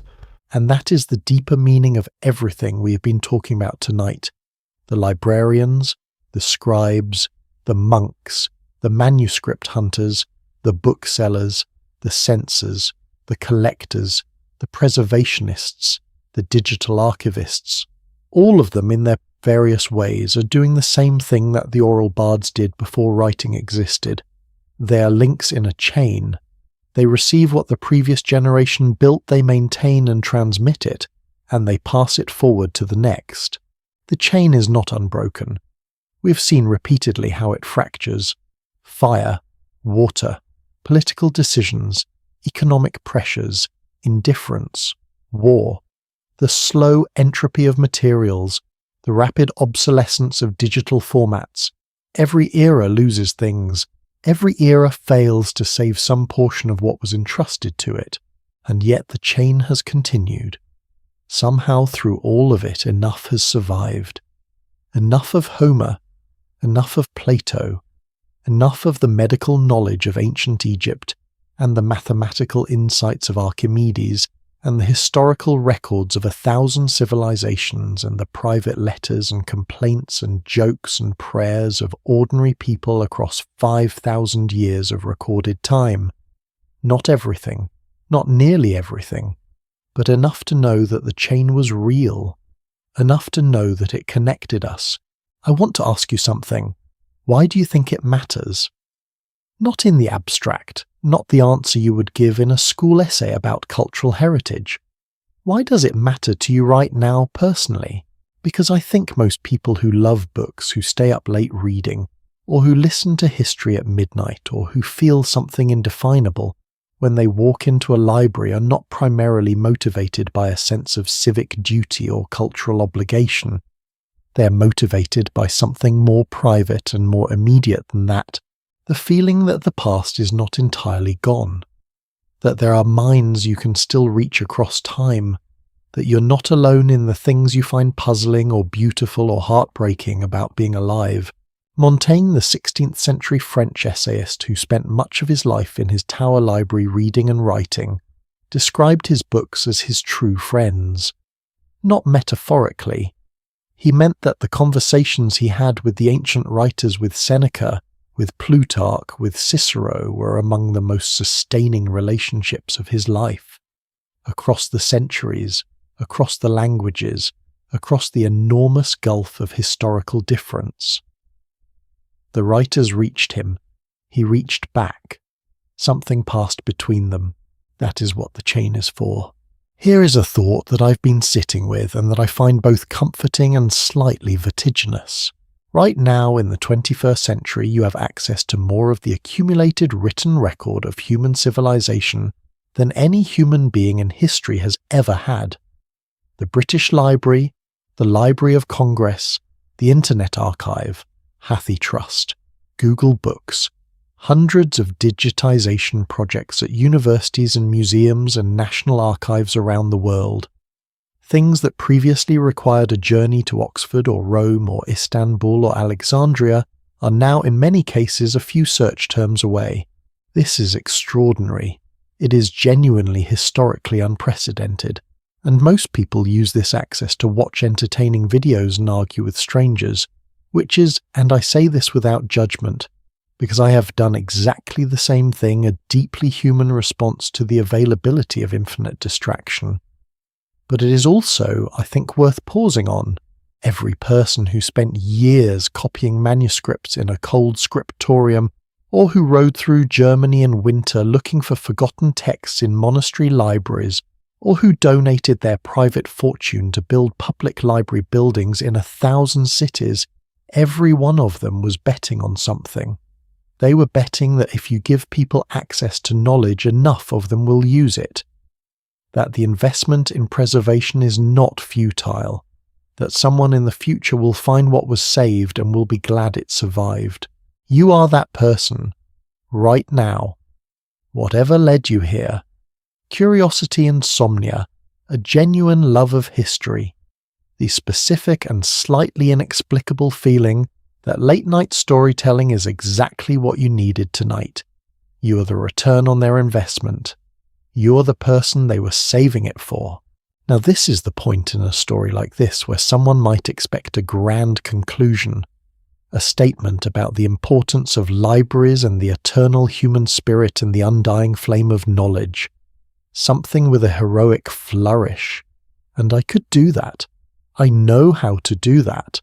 But I do not think it is quite right for what this story actually is, because the people we have met tonight, and we have met a lot of them, were not for the most part grand. They were people doing their best with what they had. Cassiodorus was a retired bureaucrat who could not stop the collapse of his civilization, but could build a scriptorium. Poggio was a papal secretary with good handwriting and excellent taste in monasteries. The nameless monk who copied out a text in a language he did not understand, working in cold winter light, until his fingers went numb, was not thinking about civilization. He was thinking about getting to the end of the page.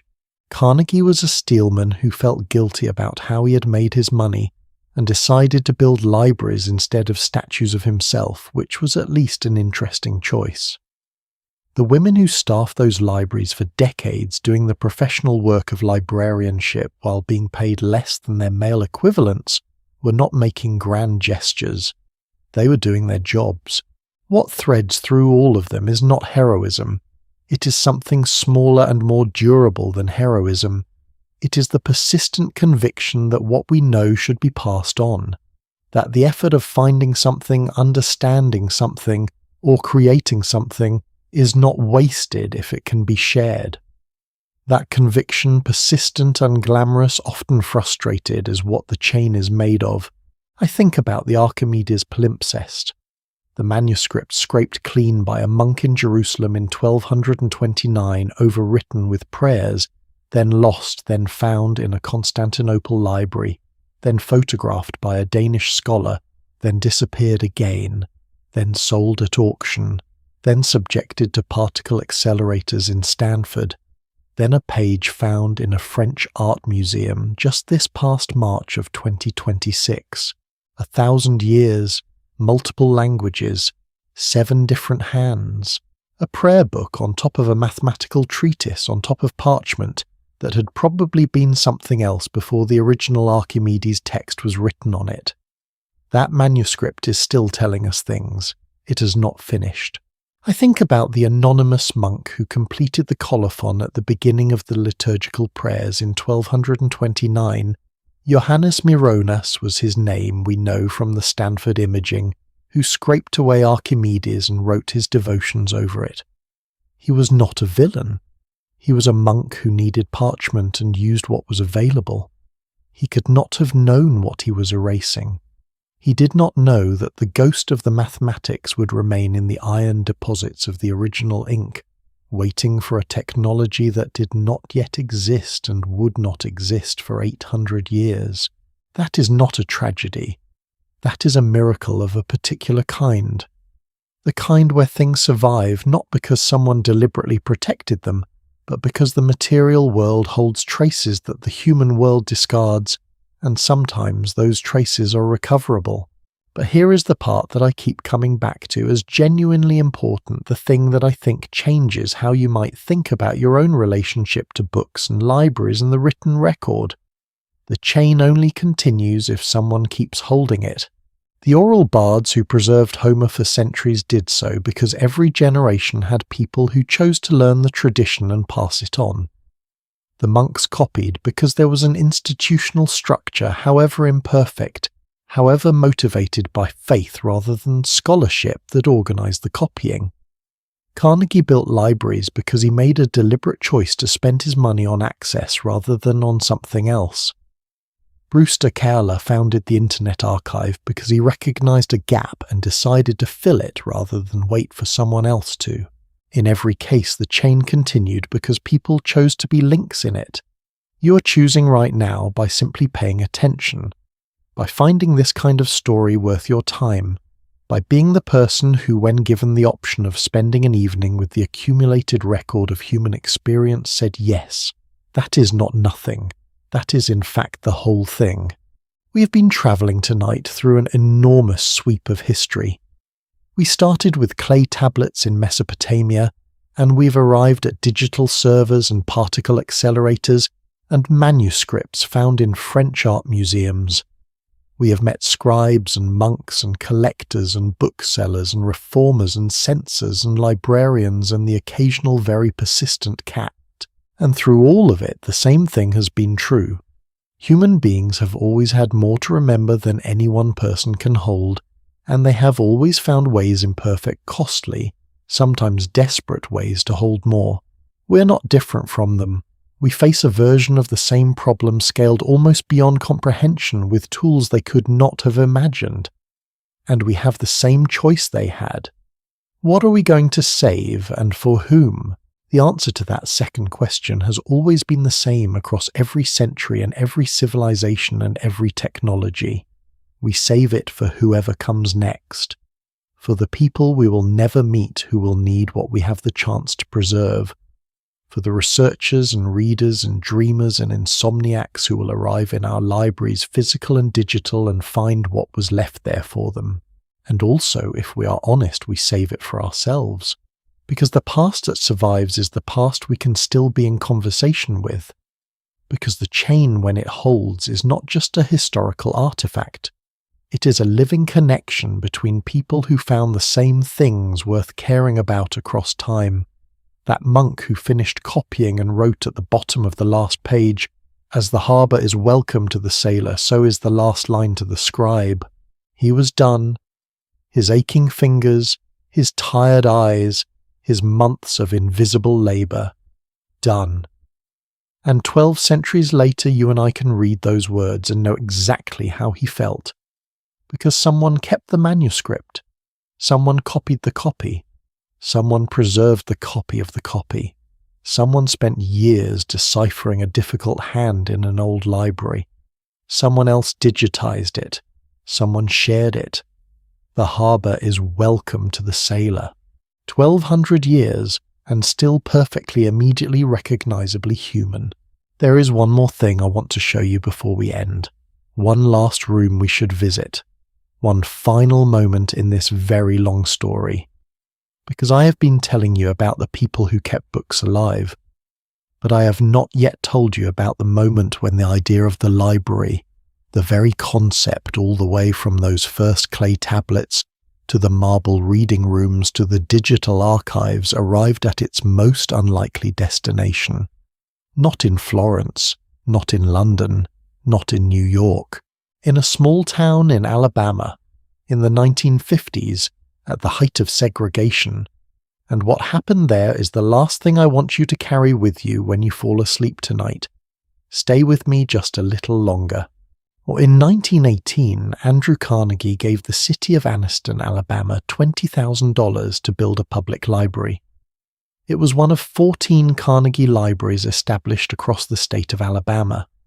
And like every building Carnegie funded in the American South during that era, it was built in a world defined by racial segregation. When the Anniston Public Library opened its doors, black residents of the city were barred from using it. Over time, a compromise was reached, the kind of compromise that reveals exactly how hollow the idea of public had become in practice. Black residents of Anniston were permitted to enter their public library, the library built with public funds in a public building for the public good, on Thursdays, and on the first Sunday of each month, one day out of every 7, and one Sunday a month. That was the access that an entire community was granted to the books that their taxes helped pay for. For 45 years, that is how it worked. And then in the summer and fall of 1963, something changed. In July, a group of black residents came to the library to request library cards. The board declined to issue them, saying they were waiting for guidance from city officials. In August, a black minister named Reverend Jackson came to the library and asked to consult a copy of the Interpreter's Bible. The staff honoured the request, but told him he would have to read it in an office, separate from the rest of the patrons rather than in the reading room. He left without reading it. These events set in motion a coordinated effort by the Anniston Human Relations Council, a biracial committee working to desegregate public institutions in the city. After meetings with the library board, the board agreed to open the library to all residents. Integration was set to begin on Sunday, September the 15th, 1963. Sunday, September the 15th, 1963. I want you to hold that date for a moment because it carries an enormous weight that goes beyond the library itself. On that same Sunday morning, 400 miles to the south, 4 young girls were killed when a bomb detonated at the 16th Street Baptist Church in Birmingham, Alabama. Cynthia Wesley, Denise McNair, Addie Mae Collins, Carol Robertson, ages 11 to 14. They were in a basement room preparing for a church service. On the same day in Anniston, 2 black ministers walked toward the public library to claim the right to borrow a book. Reverend William B. McLean and Reverend Nimrod Quintus Reynolds were members of the Anniston Human Relations Council. They had the endorsement of the city. They had the agreement of the library board. They were walking to a library in broad daylight in a city that had agreed to integration. They were not breaking any law. They were not staging a protest. They were going to their library. When they approached the building, they were met by a mob. Estimates put the crowd at around 100 people. The ministers were attacked with sticks, fists, and a chain. They escaped only when a passerby saw what was happening and helped them to their car. They were taken to the hospital. Reverend Reynolds was seriously injured. The next morning, Monday, September the 16th, 1963, Reverend J. Phillips, Noble Chair of the Anniston Human Relations Council, accompanied Reverend McLean and Reverend George Smitherman back to the library. They were joined by City Commissioner Miller Sproul and Library Board members Charlie Doster and Carlton Lentz. They walked in together. Reverend McLean entered the Anniston Public Library. He checked out a book. A library card was issued. In the building, Andrew Carnegie had funded the building built with $20,000 from a Scottish immigrant who had once been given access to a borrowed library as a working boy, and who had dedicated his fortune to the principle that knowledge should be free for everyone. Reverend McLean walked through the door and borrowed a book. This is the detail I want to sit with. Not the attack the day before, as horrifying as it was and as important as it is to name it clearly, but the morning after, when they came back, when someone issued the library card, when the book was checked out, the chain held. I've been thinking about what connects all of these people across 5,000 years. The Sumerian scribes pressing wedge shapes into clay, Callimachus organizing 500,000 scrolls in Alexandria, the monks shivering in their scriptoria, copying texts they sometimes could not read in the cold grey light of a European winter.